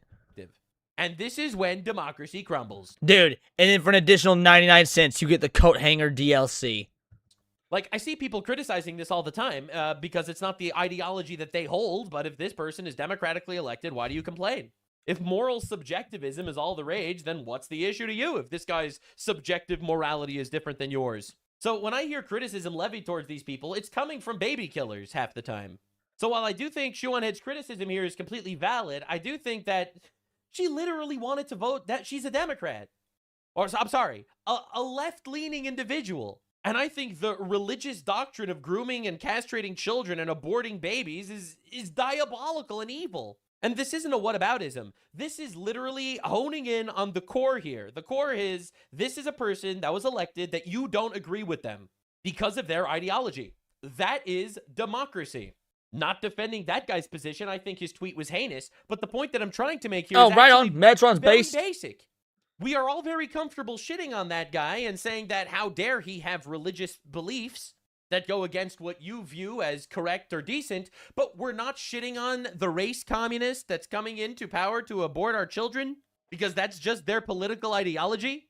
That's killed a lot more of us than evangelical Wakanda. That said, point well taken. I didn't even realize that there was such a religious leaning to these people. I think that's one of the worst tweets I've ever seen. And maybe we have like the separate real. All right, if you could choose one country no longer the United States of Israel, and then a United States representative said, read the Bible. Oh my God, that's brutal. That's absolutely brutal. We should not be electing anyone that puts another country over ours. It's the most obvious thing in the world. Responded to this guy, and we had a little Twitter fight, and he just major conflict of interest. Yeah, we need to be asking people like Ted Cruz and Lindsey Graham, Mike Huckabee, Mike Johnson. We need to be asking all these evangelicals in office the same exact question. Also, I just checked how much this guy gets paid from AIPAC, and whoa, buddy!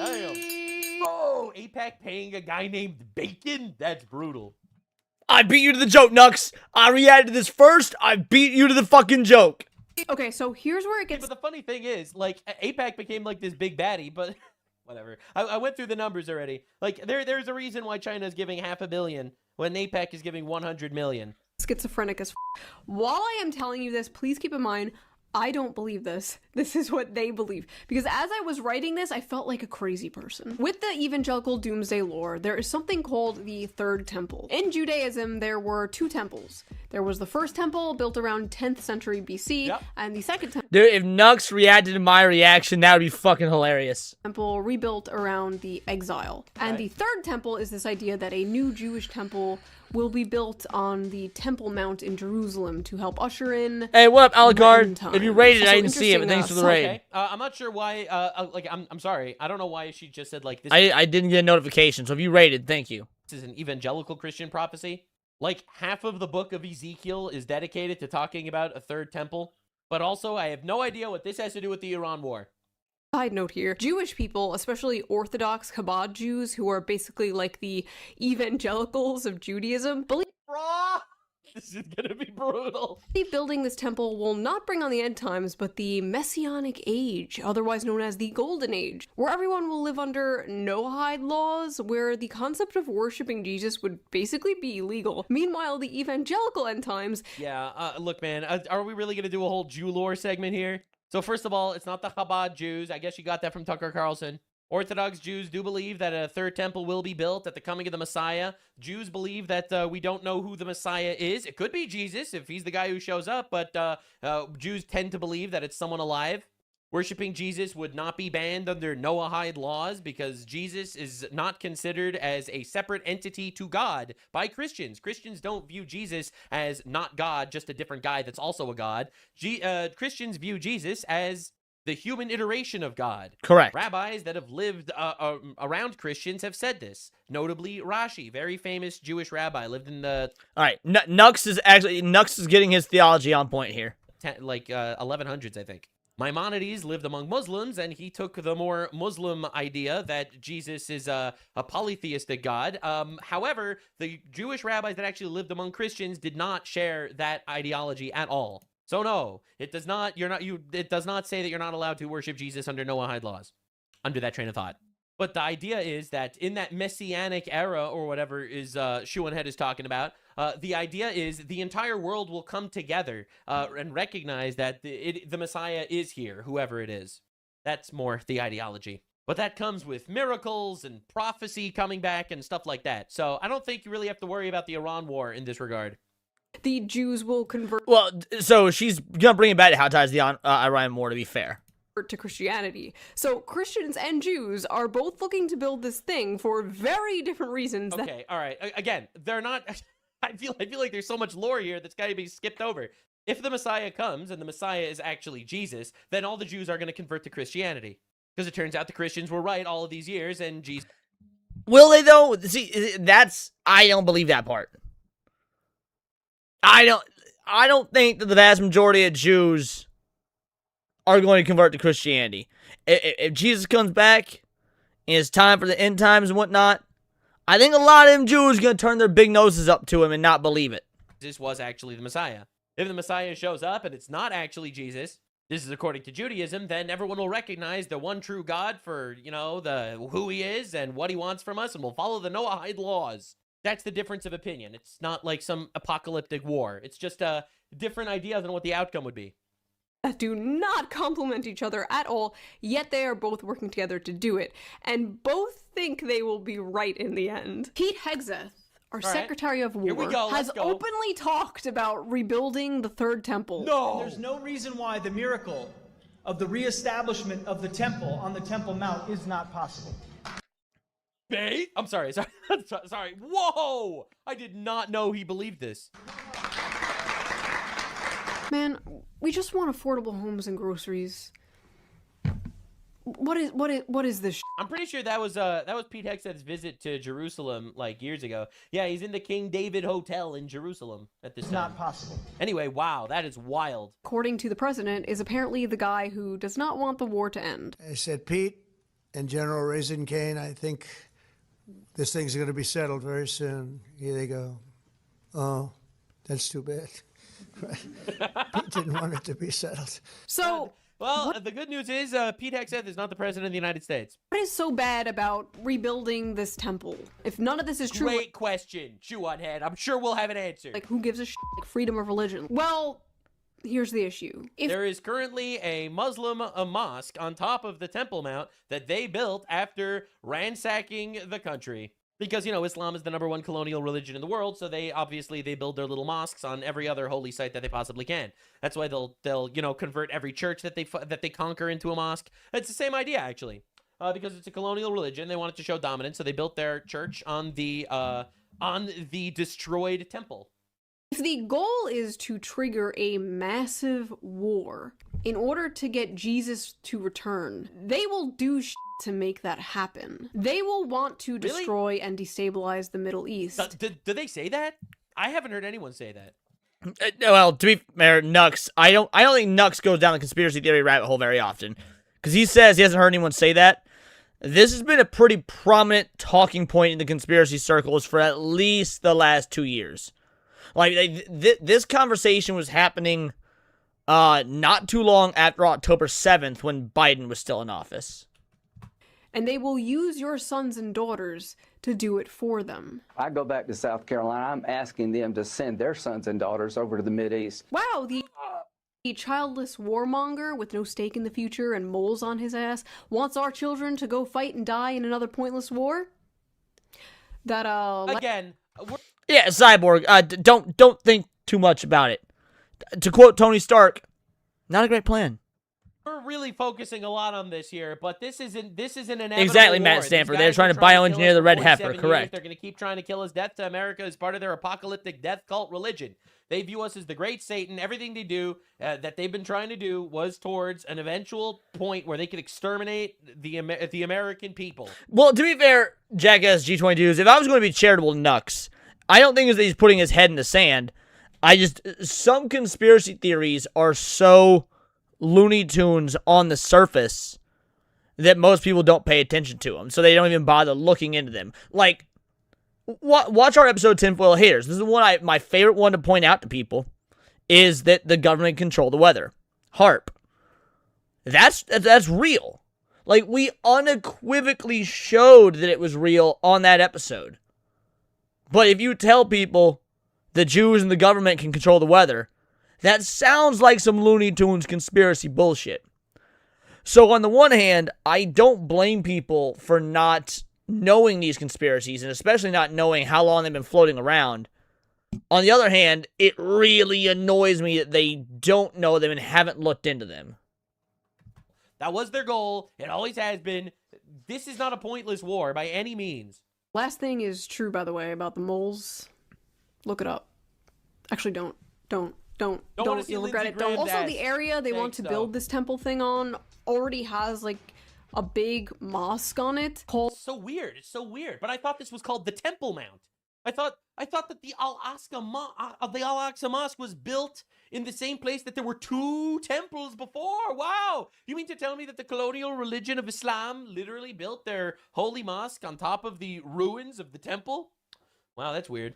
Called the Al-Aqsa Mosque. I don't know how to say that. And destroying this site would have, like, devastating consequences. Look, I'm not saying we should go and destroy that site or anything. I am. I'm not saying we need to build the whole Jewish, Christian, Evangelical temple or anything on top of it. But I am saying let's blow the fuck out of this mosque just for the love of the game, baby. For the love of the game, fuck this mosque. I'm just saying. For the Middle East and for us. No, it wouldn't. Get out of here. What are you fucking talking about? Destroying this mosque would not at all have any impact on us whatsoever. I'm not saying we should do it. I'm not advocating for it, okay? Just making this clear. Cyberchud, you've missed the first damn near 2 hours of this stream. There's been a whole lot of fuck Israel. But, yeah, no. That they care. Just keep an eye out if that, Al-Aqsa Mosque gets conveniently destroyed by a rogue Iranian missile or something. And like, you do realize that in 1967, all right, this is a lot of history, the Al-Aqsa Mosque was literally under control of the Israeli government, and they gave it back to the Muslims, all right? Like, a lot of people literally don't know anything about history. Look, that's some old shit. I'm here for the new shit. I don't give a good goddamn about 19. Only thing I cared about in 1967 was that was the year my dad was born. Beyond that, fuck 1967. I want to blow up this fucking mosque. If Israel wanted it destroyed, it would be destroyed, and they don't need to wait for Iran to get involved in a war to do it. The upcoming days of this war. So yes, it is a holy war. We are being non-consensually dragged into a holy war by... I'm sure to some people they view it as a holy war. Trump does not view it as a holy war. Trump views it as an existential threat. Did she actually go through the whole video and not even talk about any of the talking points that Trump actually used? Like, this is sad. We are, Matt Funcool. We are knowing history not made the same mistake. The Israelis giving that mosque back to the Muslims was the mistake. So let's not repeat that mistake. Let's just blow some shit up. I'm not gonna lie. Like, I do appreciate the evangelical Wakanda deep dive, for sure. Don't get me wrong. But I feel like we should have definitely at least looked into what's being said, like the actual narrative. 3 different sets of desert people, just as I started to get my life together. Now here is the important question. I'm ready. Could all this doomsday talk these politicians are saying out loud just be religious pandering to the massive evangelical population that votes for the GOP to get them to vote for a war that is ultimately about, you know, like land and It's really not ultimately about this, though. Like, like that's the brutal part. Like, correct. Lol, not giving lol. No, Google not giving you my name. Like, yeah, it's very interesting stuff. I'm sure Lindsey Graham definitely sees biblical prophecies being fulfilled and stuff. Don't get me wrong. But the reason why this is happening is because these guys were trying to kill us for 47 years. They've killed thousands of it. They killed 40,000 of their own people. They killed millions of people in the actual region. They've been directly trying to destroy us. They tried to assassinate Donald Trump 2 times. They've directly stated their goal 3 times of developing nuclear weapons. They say had enough uranium, 60% enriched, to actually develop 11 nukes. What are we talking about? Weapons and territory or whatever the Yes, absolutely yes. It could all be bullshit. They might not actually believe it. I mean, a bunch of politicians, like, they're going to islands and, like, right... The third was that one prior to Trump's inauguration where he was out on his golf course and the Secret Service took out that pro-Ukrainian leftist dude who was hiding in the bushes at Mar-a-Lago. Kids, you think these people believe in God? But remember, like I said... Damn. Many do. Sometimes people really do believe in things and they will kill and die for them. Or, you know, make you go kill and die for them. I know it's hard for people to understand this. They understand it perfectly well when it comes to radical Islam, when Muslims will, like, blow themselves up. Yeah, that was the second time, and the third time was recently during his presidency. I don't remember the specific details, but yeah, so there was 2 attempted assassinations of Trump pre-election, and then there's been 1 post-election. Yeah, the one that happened last week, but I don't know the details around it. Up for Allah or whatever. Yeah, no, I think it was 2 weeks ago, actually, but yeah. Because they blow themselves up. Yet when it comes to other religions, like, they can't really comprehend it. Just because you don't believe in something doesn't mean that people who do won't do crazy shit. Like, because they believe in something. Okay. U.S. commanders across more than 30 military bases told troops the Iran war was part of God's plan and linked it to Armageddon. A commander said Trump was anointed by Jesus to light the signal fire in Iran to cause Armageddon. A tweet said it, so let's ignore the actual conversation being had about why we're at war and trust the tweet. Military Religious Freedom Foundation says it has received over 110 similar complaints describing the war as biblically sanctioned and a sign of the Christian end times. Wow. So here's the question. Does Trump believe in this? No. Cyberchud, you've missed the vast majority of the video. He is actually sided against Israel in the vast majority of this video. Like, it's one thing to have your opinions and whatnot. It's another thing to say dumbass shit when you don't actually know what was being said because you got here late. Nux actually took the anti-Israel stance on about 75 to 80% of this video. Chat, back me up on that. No, I don't think so. Absolutely But the people around him do, and they talk about it all the time. And after Not all the people around him. His vice president, for the record, obviously doesn't, very clearly doesn't. Rubio has never stated anything even remotely close to anything like this.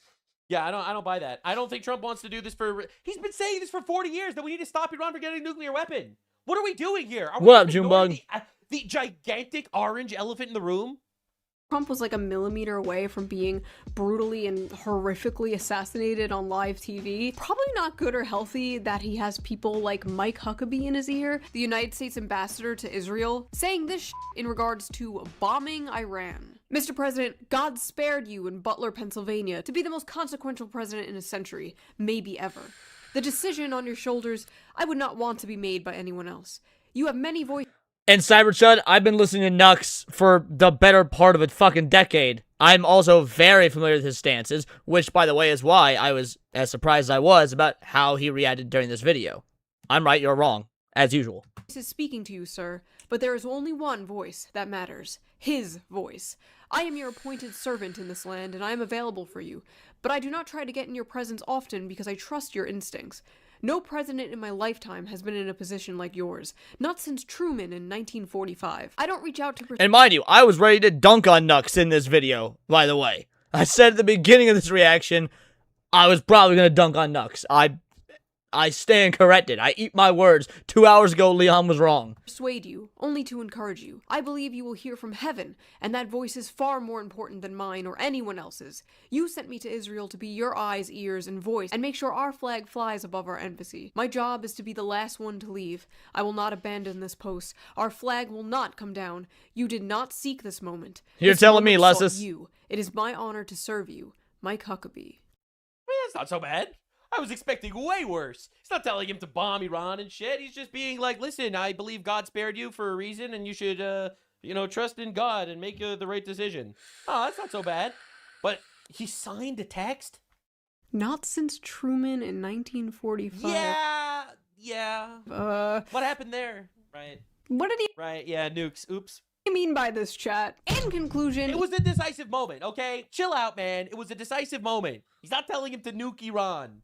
Chill out, everybody. Evangelical Wakanda is an interesting aspect to all of this to consider. Right. It might not be the... It's not just you, Cyberchud. Everybody is. The YouTube AI censorship has been fucking wild the last couple months. Could it be fulfilling the prophecy anyway? Perhaps. But that is not why we're at war. It's just a very funny coincidence that very often we do things for very logical reasons and they end up exactly as ordained and predetermined. But it's a coincidence, I'm sure.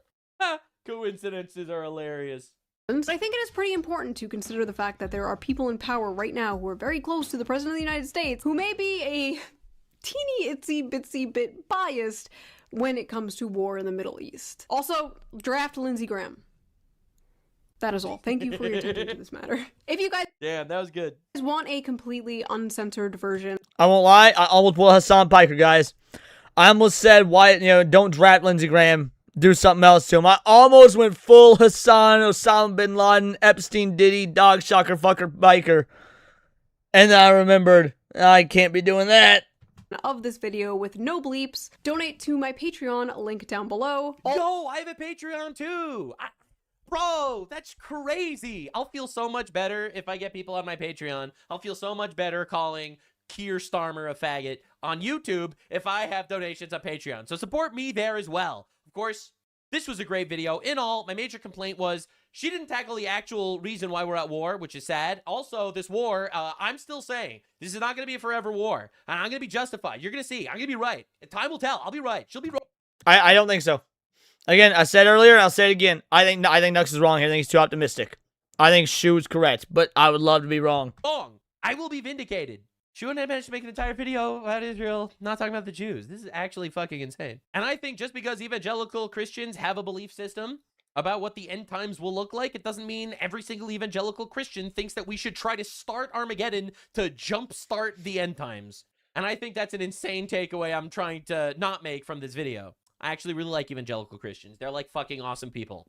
I like most Christians, actually. I'm pretty based like that. Praying to God this war could end really quickly. It could end with obliterating the retards. The Iranian people rise up, take their country back, create a Wakanda of their own. I don't want our boots on the ground. They don't want to fund foreign governments. I feel like Shoe0nHead and I actually agree on a lot of things here. And I think that in time, when I am proven correct, because I will be, that this is not going to be a forever war, I would like her to say, wow, actually, it's really nice not needing to worry about Iran, a death cult that quite literally is hell-bent on destroying us. They won't have the ability to destroy us. I'm just saying it will be really nice. And if this does end up a forever war, I will take the L and immediately say Shoe0nHead was correct and I was retarded. But I am confident that is not an apology I will ever have to make. I'm pretty sure I'm right. I'm praying to God I'm right. And I'm praying to God that he keeps us safe. Because, biblical or not, this is scary times. So here's the dealio, crew. First of all, great video. Great video. I loved reacting to Shoe's standalone video on Friday night. Getting the Nux Taku interpretation of it was awesome. We'll probably do the leaflet version on Wednesday. Give a little bit of a break and whatnot. Link is in the description. Make sure you check it out. Sub, like, the whole nine. They did just give us some content to steal. That being said, I'm pretty impressed with Nux' take on all that. I am. I'm pretty impressed with Nux' take on all that. I thought he was going to be far more pro-Israel. And no, it was a lot of fairness. It was a lot of lore dives. He got his theology correct, which I really appreciated. So all in all, great video. Now here's the dealio. Here's the dealio, crew. We've been going 2 hours. Normally I wrap at the 2 hour mark, but, yo, shout out Fizzle, thanks for the sub. I haven't heard from Nick all day. Which means I don't think I'm on Masculine Mondays tonight. So how, and we haven't even gotten to our second topic. We have not gotten to the BlackRock CEO yet. The CEO of BlackRock yet. So what if just this one time we go a little bit longer? One's in the chat if you want the stream to keep going. One's in the chat if you want to talk about the CEO of BlackRock. We still got over 100 of you watching live right now. Oh, I'm seeing a lot of ones, baby. I'm seeing a lot of ones. Alrighty. Bigger, longer, uncut. 1. BlackRock CEO just admitted the truth. Coming from my boy, Hypnotic. He always complains. Not enough people from the big army react to my videos. Oh, Atreus and Leon doesn't want... We all know that's a good goddamn lie. Let's do it. Content now, we're going to start off with a video because that's just what we're going to do, boys. So I saw this video, and I'll call out supers as they come into the stream. So thank you guys so much. Again, I appreciate it very much. I saw this video, and I wanted to share it with you guys because I actually shared with you. You know what? Hold on. Let me share with you the original. Let me share with you the original.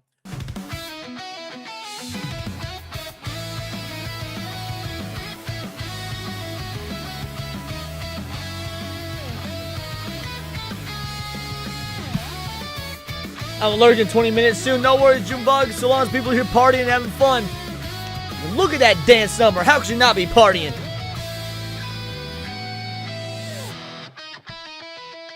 So if anybody ever gaslights you, right? Keep this in mind. If anybody ever gaslights you and says that, there's no proof that, DEI is a forced thing, at least from a corporate perspective, right? Like I'm talking about forced diversity, unnatural, DEI-oriented policies, things that literally choose skin color over merit, whatever the case may be. Like if anybody tells you that it's not forced from a corporate perspective and it's not encouraged, in way. It is encouraged the same way where if somebody has a gun to your head and says, do this or else, they are very much encouraging you to do this. That essentially threaten companies that do not do it. I've always told people, just show people this video. Show people this video where Larry Fink, the CEO of BlackRock, literally says that you have to force the behavior on people. And if they do not allow that to happen, then they will cut their funding. Okay. So this is a video from 2017, I believe, 2017. It could be wrong. But it's an older video. I'm going to start with this, and then we're going to watch the follow-up video that happened recently. Correct, Rex Vectum. A board diversity matrix you have to comply with to be listed on the NASDAQ. That is correct. So let's start with this video. Check this out. You now make a point of that's an investment criteria for you. Well, behaviors are going to have to change, and this is one thing we're asking companies. You have to force behaviors, and at BlackRock we are forcing behaviors. 54% of the incoming class are women. You guys probably can't hear this. Hypno's audio of this is real low, but he's saying you have to force behaviors, and that's where BlackRock comes in. We will make you force behaviors. We added 4 more points in terms of diverse employment this year, and what we are doing internally is if you don't achieve these levels of impact, your compensation could be impacted. Okay. If you don't achieve these levels of impact, then your compensation itself will be impacted. Okay. We're doing the same thing. And so it's just, you have to. Now, I don't know who this guy is on the other side, but I'm going to assume he's not part of BlackRock because he said we're doing the same thing, which tells me he's part of a different company. Probably Raytheon, State Street, something like that. I know the audio. And yes, I saw this years ago as well, Fab. This is an old video. Was low. I'm sorry. He basically said that they're going to force Vanguard. Okay, Vanguard. Thank you. Behaviors have to be forced, and if you do not follow suit, then your compensation will be impacted. Your funding will be impacted. Essentially, your investments from BlackRock, which some of these companies just overly rely on, will be impacted. Meaning, you're not going to get the money that you otherwise could get if you bend the knee and make sure that you push this DEI stuff, right? So for the people out there who are like, this stuff is not forced, it doesn't exist, whatever. It's like, it's complete bullshit. It's complete bullshit. Okay. Let's just finish up this video and then we're gonna move to the other one. Forced behaviors. And if you don't force behaviors, whether it's gender or race or If you don't force behaviors, whether it's gender or race, just any way you want to say the composition of your team, or any way that you want to say the composition of your team, you're going to be impacted. And that's not just you're going to be impacted. not recruiting, it is development, as Ken said. And ultimately, it's still going to take time, but I am just as much shocked as Ken is that we have not seen. Notice how these queers sit. Notice how both these queers sitting. Oh, I can't even do it. I can't even sit like that without fear of crushing my balls. These absolute pussies crush their balls for the DEI live on stage for your benefit. More opportunities, and we're going to have to force change. So he was shocked that they didn't see more opportunities for whatever fucking nonsense that I guess they were trying to push for, essentially. And that, again, just a reminder, if you do not change with their policies, then you will be impacted. Your money will be impacted. It's basically financial blackmail in a way, right? So that's... I said you got... Man, like, look at this. Look at all the spread I have going on. One knee, other knee. Your boy's spreading like butter up in this bitch. The original video. Now let's look at the recent video that hopefully the audio is a little bit better on. This one I saw get posted today, essentially questioning whether or not that actually was successful, right? Because now we're talking about what, 5 years, 6 years. I'm sorry, even wait, what the fuck am I talking about? Even more than that, like 8-9 years since that initial video. So let's see the follow-up. Do you believe the woke era? Oh yeah, this is way better audio. You guys should be able to hear this. So all good. You believe the woke era a failed experiment? That's a really nice way to put it. That's a failed experiment. No, it was a success. It might not have been a financial success, but that doesn't matter. Because they were never really after a financial success. They were after the brainwashing of a generation. Shout out, Mud Dog. Thanks for the sub. They were after the brainwashing of an entire generation, if not two, Yuri Bezmenov style. They want 15-year-old kids growing up thinking that Marxism is the bee's fucking knees. They want 15, 14-year-old kids cutting their goddamn cocks off and pretending they're a girl.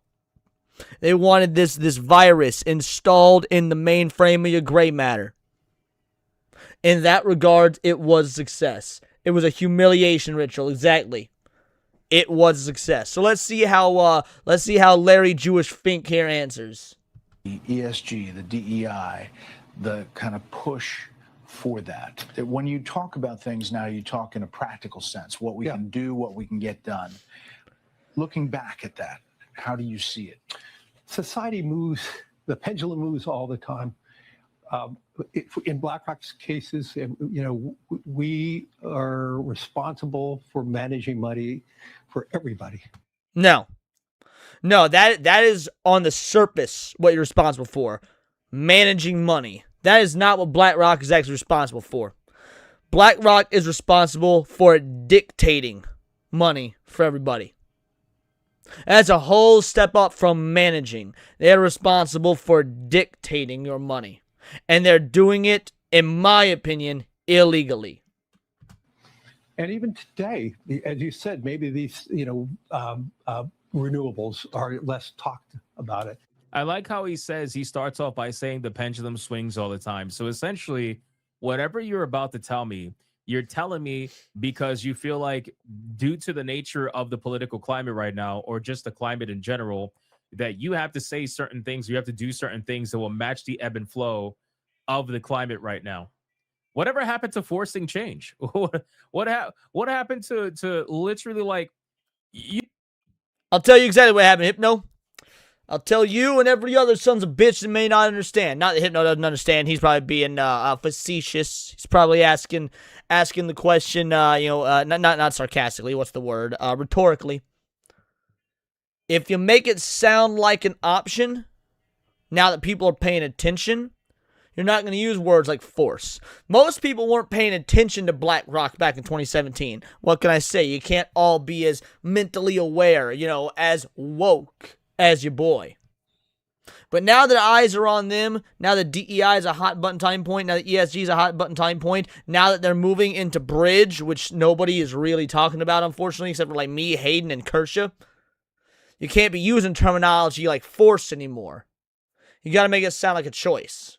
You don't force change and then say, oh, the pendulum swings all the time. Like, if you're trying to force change, you're doing so against the pendulum, right? So if the pendulum is swinging one way and society is telling you we don't like this shit, well, you're forcing change by doing the complete opposite, which is literally what you guys were doing.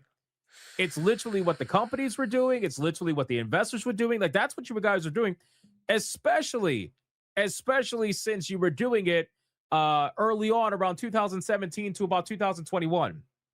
Those were like the prime DEI years where there was so much money, like a disgusting amount of money that was available for all the wrong reasons, all kinds of. If I had 1% of 1% of BlackRock's money, I would probably be in the 1% of wealthiest people on earth. To put into when Hypno says a disgusting amount of money, I want y'all to understand just how much money.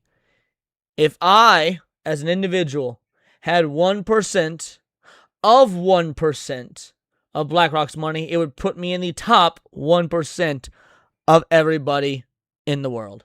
Bullshit. And all these companies were either being made to take advantage of them, or it was companies that already existed that were taking advantage of them at a grander scale. Regardless, there was so much money.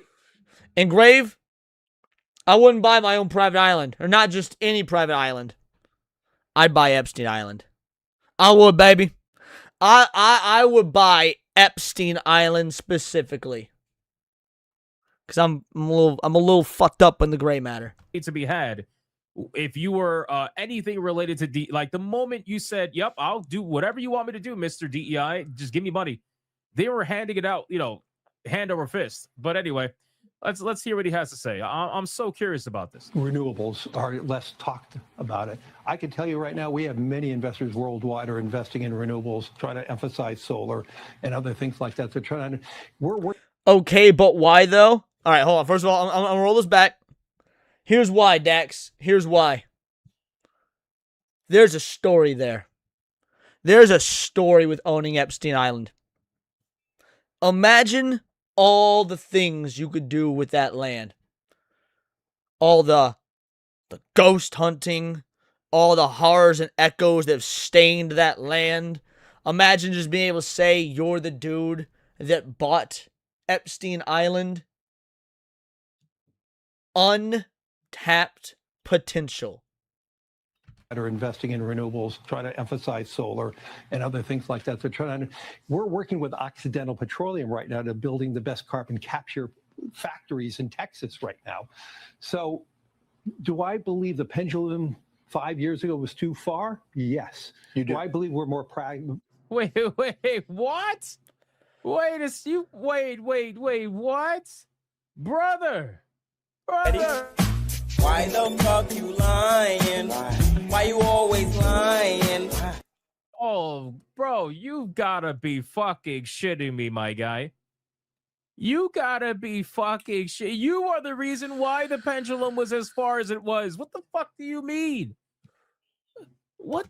Like I keep saying, obfuscation. That's the goal. That's the obfuscation. They want eyes off of them. So being able to play like they are the victim of this as well will garner some sort of, if not sympathy, at least second thoughts from the people that weren't as invested, ironically, in uncovering these truths. What the fuck do you mean? But did you guys hear that? Bro, I feel like I'm in the Twilight Zone. Hold on. You gotta be fucking shitting me. You are the reason why the pendulum is where it was. What the fuck do you mean it was too far a couple of years? Oh my God, bro. This is clown world. This is like fucking clown bullshit. Right, from the You want normies, whatever he's Fab. smoking? Well, with all due respect, brother, we can put our money combined and we can't get anywhere close to what this guy is smoking. Regardless, that's crazy. The audacity to say that shit. Wait, let me rewind. Hold on. Wait a fucking second. In Texas Let me make right sure I now. heard that right. So, do I believe the pendulum 5 years ago was too far? Yes. You do. I believe Oh we're my more God. I'm personally more pragmatic too, and I believe. But do you think BlackRock pushed some companies a little bit further left than you thought? It was never our intention. Bullshit! It was never... I almost dropped the N-bomb. Been hanging out with New Blackstreet too much. It was always their intent. These lying sacks of shit, this filth, this scum, this top balding termite. This is historical revisionism on live fucking TV. To say that that wasn't their intent, they made this their global rollout plan, and not just in America.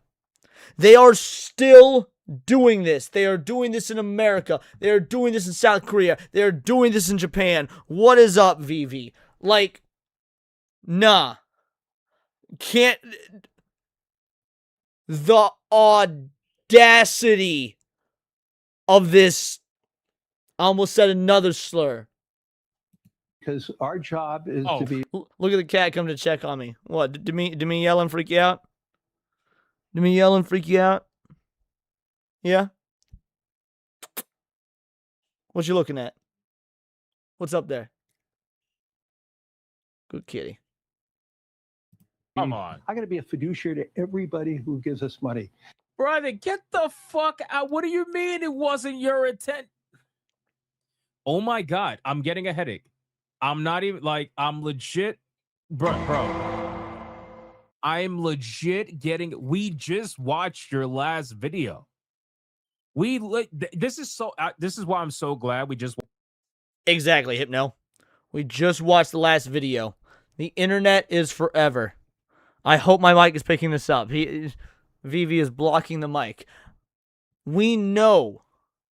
We unabashedly, we know the truth. We know what their goal was, what they were trying to do, what they were successfully doing, and in some respects are still successfully doing.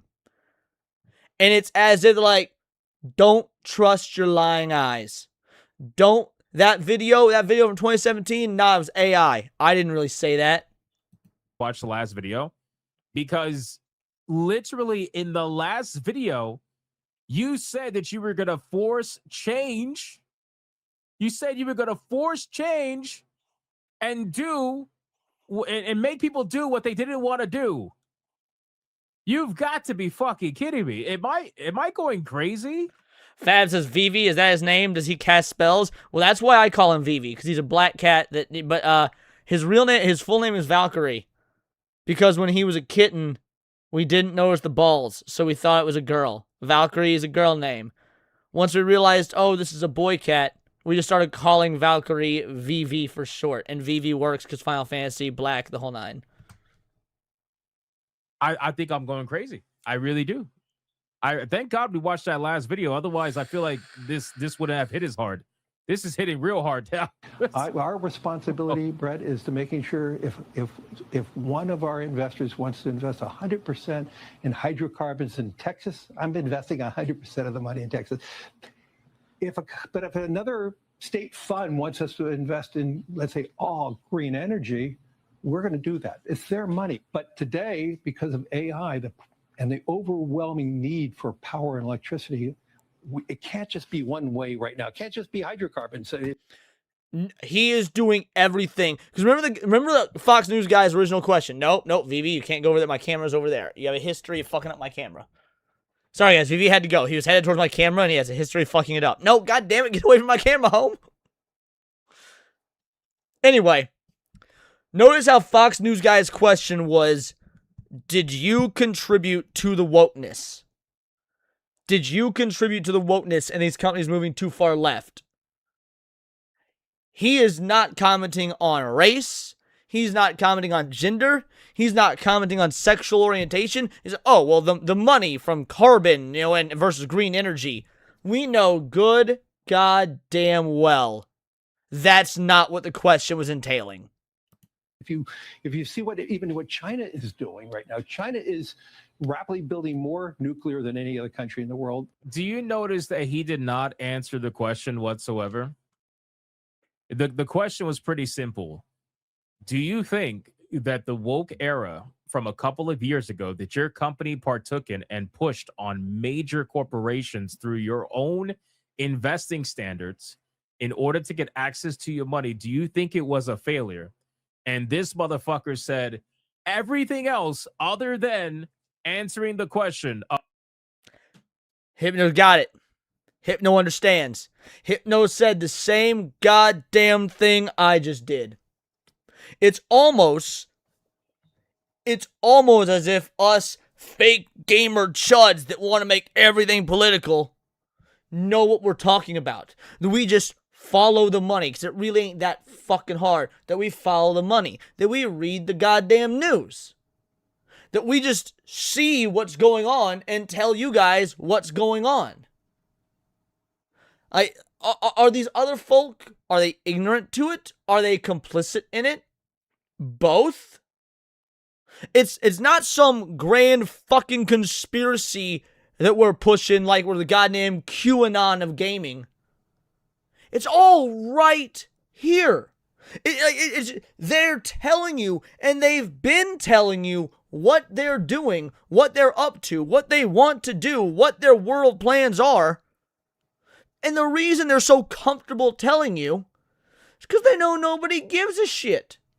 Nobody's going to listen to some dude in 2017 talking at a World Economic Forum speech about forcing radical gender changes in the workplace. Because most people just want to shut the fuck up, go to work, make sure they get enough money so they can buy some goddamn groceries at the end of the day. Of whether or not he believes it was a failure. It's like, bro, you're not stupid. I know you're not stupid. Answer the fucking question, but he's not. He's not going to answer the question. They have the largest solar fields in the world, yet they're the biggest importer of gas and oil. And so to me... So now we're at the point, we went from you have to force change. Women are 54% of whatever the fuck it was. You have to force change. You have to make people want to do these things and impact their funding and financially blackmail them. It went from that to, oh, well, we handle money from both sides. We handle people that are tree huggers, and we also handle people that are like, oilmen or something. And that's true. That's true. They do handle money from both sides. Why do you think they do that? Like in all reality, chat, why do you think that BlackRock would handle money from both sides? Because the answer is stupidly obvious if you think about it for more than 5 seconds. Profit maxing, close, but no. That's an element, but that's not the real reason. Both sides are bought and paid for. You're getting closer. To control both. You're the closest. No. Y'all are getting pretty close, but here's the answer. They want a leftist Marxist utopia, right? Well, yeah. That's easy to do with the left. They already mostly agree with you. Now you just need to grease their palms a little further to push them over the edge. But for the right-wing side, well, you got to move them to the left. So if you invest in these right-wing companies and corporations, and then you tell them, hey, we're going to pull the funding unless you start having trainee supervisors, right-wingers want to make money too. So they're not going to want to pull the funding. They'll say, I don't like this, but fuck it, we'll get some more trainee supervisors. And slow and behold, you've got your right-wing company that's now moved slightly closer to the left. And you keep doing the same process over and over till even what was once a right-wing company is now part of your communist, Marxist, postmodern utopia. Fab finally got it, so that everyone falls under the same umbrella, so they're easier to direct and control. Like, it's like, bro, what the what? Like, why are we here? Why did we even get here? Like, do you not think that there's videos of you saying the complete opposite, not even just a few years ago? And then what are you gonna? You're just gonna say that? Well, the pendulum swings so many. The fucking bro. I think you control it's your pendulum. I legit have a headache. I'm not even fucking kidding. More importantly today, I think society has moved into a better position of having more pragmatism. And what you're hearing from me is I'm echoing what we're hearing from our clients. Oh, yeah, you're echoing what you're hearing from your clients now in 2026, because rather than answering the question that was asked of you, hey, did you guys contribute into making everything more woke and all these companies left-leaning, rather than answer that, you're basically saying, our clients want everything to be relatively neutral. Now, why would your clients want that? Because even with all the BlackRock investing, look, BlackRock can only invest so much. The rest of your profit got to come from you as your own company. Well, with all these investments, there's no profit because they lost their clientele. So now you've got these companies that are pissed off saying, you told us to do XYZ, you'll give us money. We did XYZ to get the money, but the money from all of our other sources, which cumulatively was actually more money, is now drying up. Okay. So here's what I'm understanding from this, okay? So because society denied him and his corporation more over time, because again, I want to be very clear, they were highly successful from around 2017 to about 2021, and then actually Hypno's wrong about 2023, but anyway, little by little, because of a multitude of different things that happened in the world, slowly but surely people started to really reject that shit, right? Even though things seem hopeless, I'm sure if they can entirely win, because it's way harder to control lots of populations than there's a few. Maybe I'm just being naive, but nah, it only seems hopeless because, so technically this is all a good thing. Well, it's not an ideal thing, but technically this is all a good thing. Sunlight being the best disinfectant and all. It seems hopeless because we know about it, because we're learning about it. But if we didn't know about it, if this was all happening behind closed doors and clandestine, like they thought it would, like they want it to be, that would actually be hopeless. Because we wouldn't know about it to hope against it. I mean, hopeless it's the absence of hope. Well, if you don't know about something, you can't hope for it or the opposition. So the not knowing is actually what would be hopeless. This is dire, and it's scary, but it's actually the opposite of hopeless. Like DEI, I think, was at its maximum when George Floyd happened. Once that happened, the disgusting amount of money that was available for people to just grab was insane. You had all these corporations that were just giving money out. You had investors like these companies giving money out, and they were giving it out at basically almost no interest, just giving it out like crazy. It is wild to me that he can sit here and pretend as if we didn't just hear the complete fucking opposite in another video from a few years ago. And then to just sit here and pretend as if everything is good now because you somehow take care of money from both sides of the political aisle. You were taking care of money from both sides of the political aisle beforehand. Correct. But then funneling all that money to only one side of the political aisle. You're taking money from both sides. That way you could turn one side into the other side, so that there is only one side.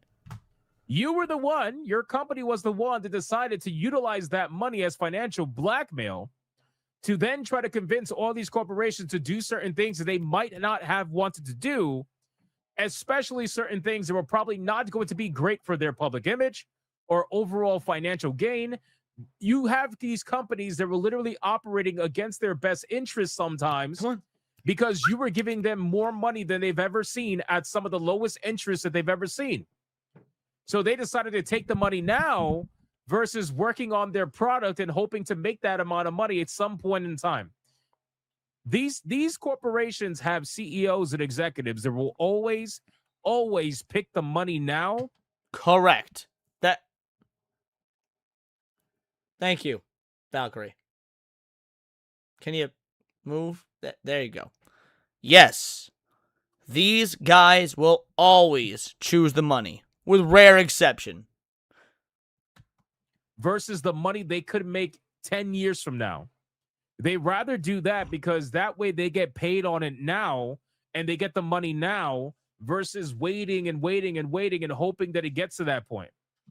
That's why these investments that give an insane amount of money like this are so attractive to these greedy ass fucking executives.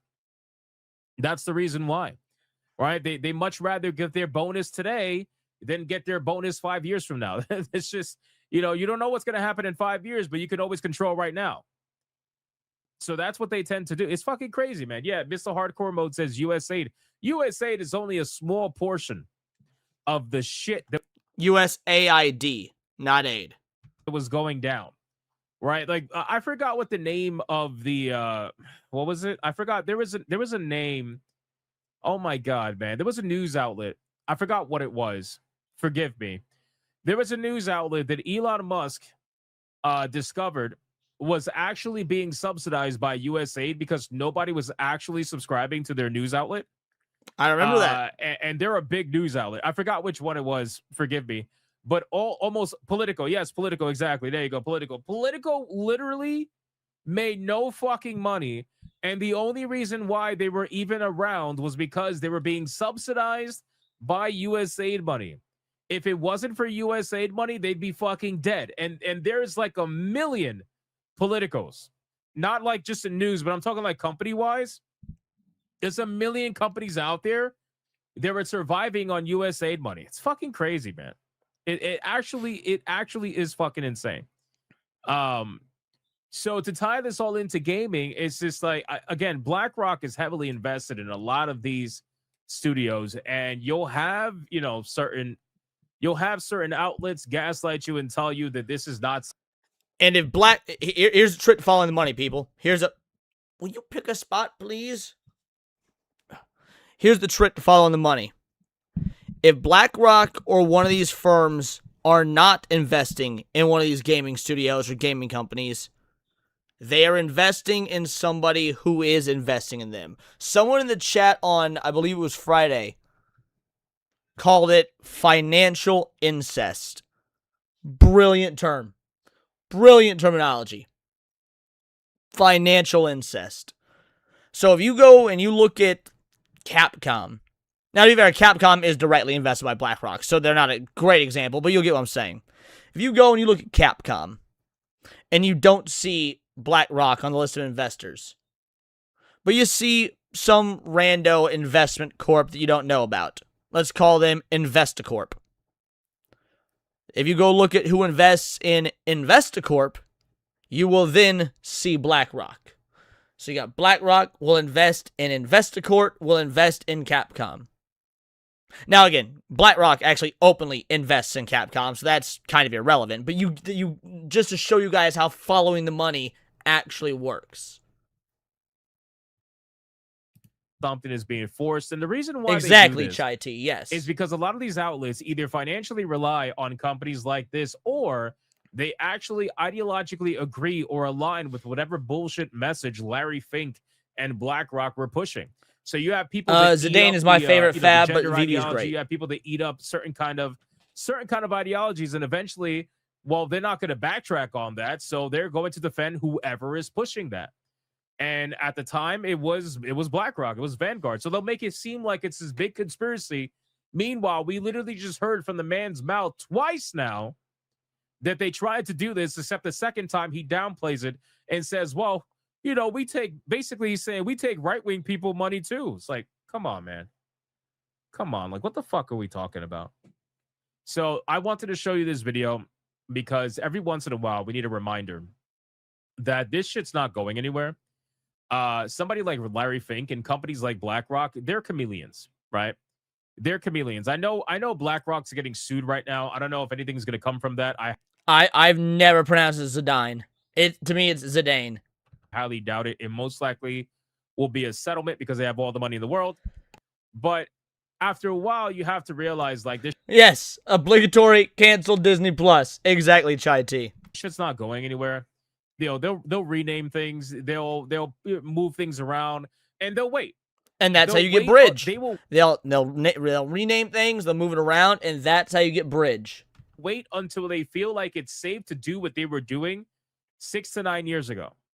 That's what they'll do. They'll wait. Right now, it's not a good time. Obviously, things are still politically charged, not in their favor, but they will absolutely come back and start this shit again the moment they feel safe to do so.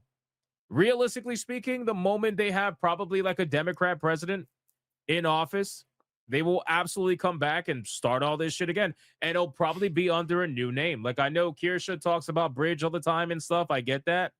But they might even come out with a whole new fucking identity and a whole new name and everything, and they'll just push that. Well, nah, it'll be a while before they move on from Bridge. Because Bridge isn't just an acronym.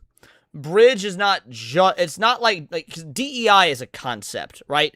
DEI is a concept, diversity, equity, inclusion. Bridge isn't just an acronym, and Bridge is actually its own company. Bridge is a fully operational for-profit company, and its entire business model is rebranding DEI and ESG as Bridge. Because remember how they tried to change DEI to like DENI or something like that? Some bullshit. They'll change the acronym. They'll twist it around, Hold the phone sued. What the hell did I miss? I think they have a class action lawsuit against them. I don't know the full details, but I believe that's the case. But again, whether or not anything comes from that, I highly doubt it. They have all the money in the world. I really do highly doubt it. But anyway, I just wanted to show that video to you guys and just to kind of get that information out there so that people realize, like, listen, man, I know things are like fairly quiet right now.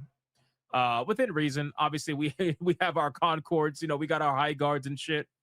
But things are exactly, fairly quiet, Chai right? Like gaming, especially indie gaming, is in a fairly good state right now. Mainly indie and AA. But AAA, bro, they're just biding their time, brother.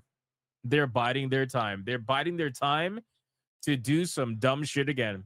Because right now, the reason why they're biding their time is because there isn't enough money to subsidize their bullshit. The moment the money opens up again and they're able to subsidize retarded fucking decisions, they absolutely will make those retarded decisions all over again. They will do it. It's only a matter of time. But as of right now, because there is very little to no subsidization, everybody's in damage control, and they're firing people left and right. They're utilizing AI to save money. They're doing everything they can to try to lower costs. But even then, they still don't lower costs enough because their budgets for some of these AAA games are insane. There's rumors. And the budgets are insane because they can afford for the budgets to be insane because they're getting all this money from BlackRock. So to them, money is not an object because it's not their money. They're playing with other people's money. These companies, Capcom, Konami, Bandai Namco, Nintendo, Sega, Western companies as well. I just can't think of any off the top of my head. Naughty Dog. They don't care how much a game is because it's not their money being spent. It's money that was given to them for effectively free by BlackRock or by these other investment firms. Now, here's the thing. Nothing is actually free. There's always strings attached. Hey, we'll give you this $100 million, but you need 12 gay characters in a tranny. That the next Spider-Man game is going to cost over $300 million. Brother, what the fuck?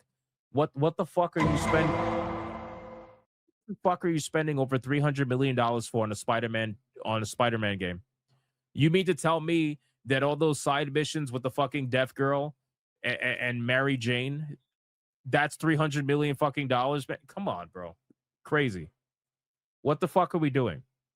There's rumors that Grand Theft Auto, but Grand Theft Auto, I understand because Grand Theft Auto is going to make crazy money. But Grand Theft Auto, there's rumors that Grand Theft Auto 6 is upwards of $3 billion.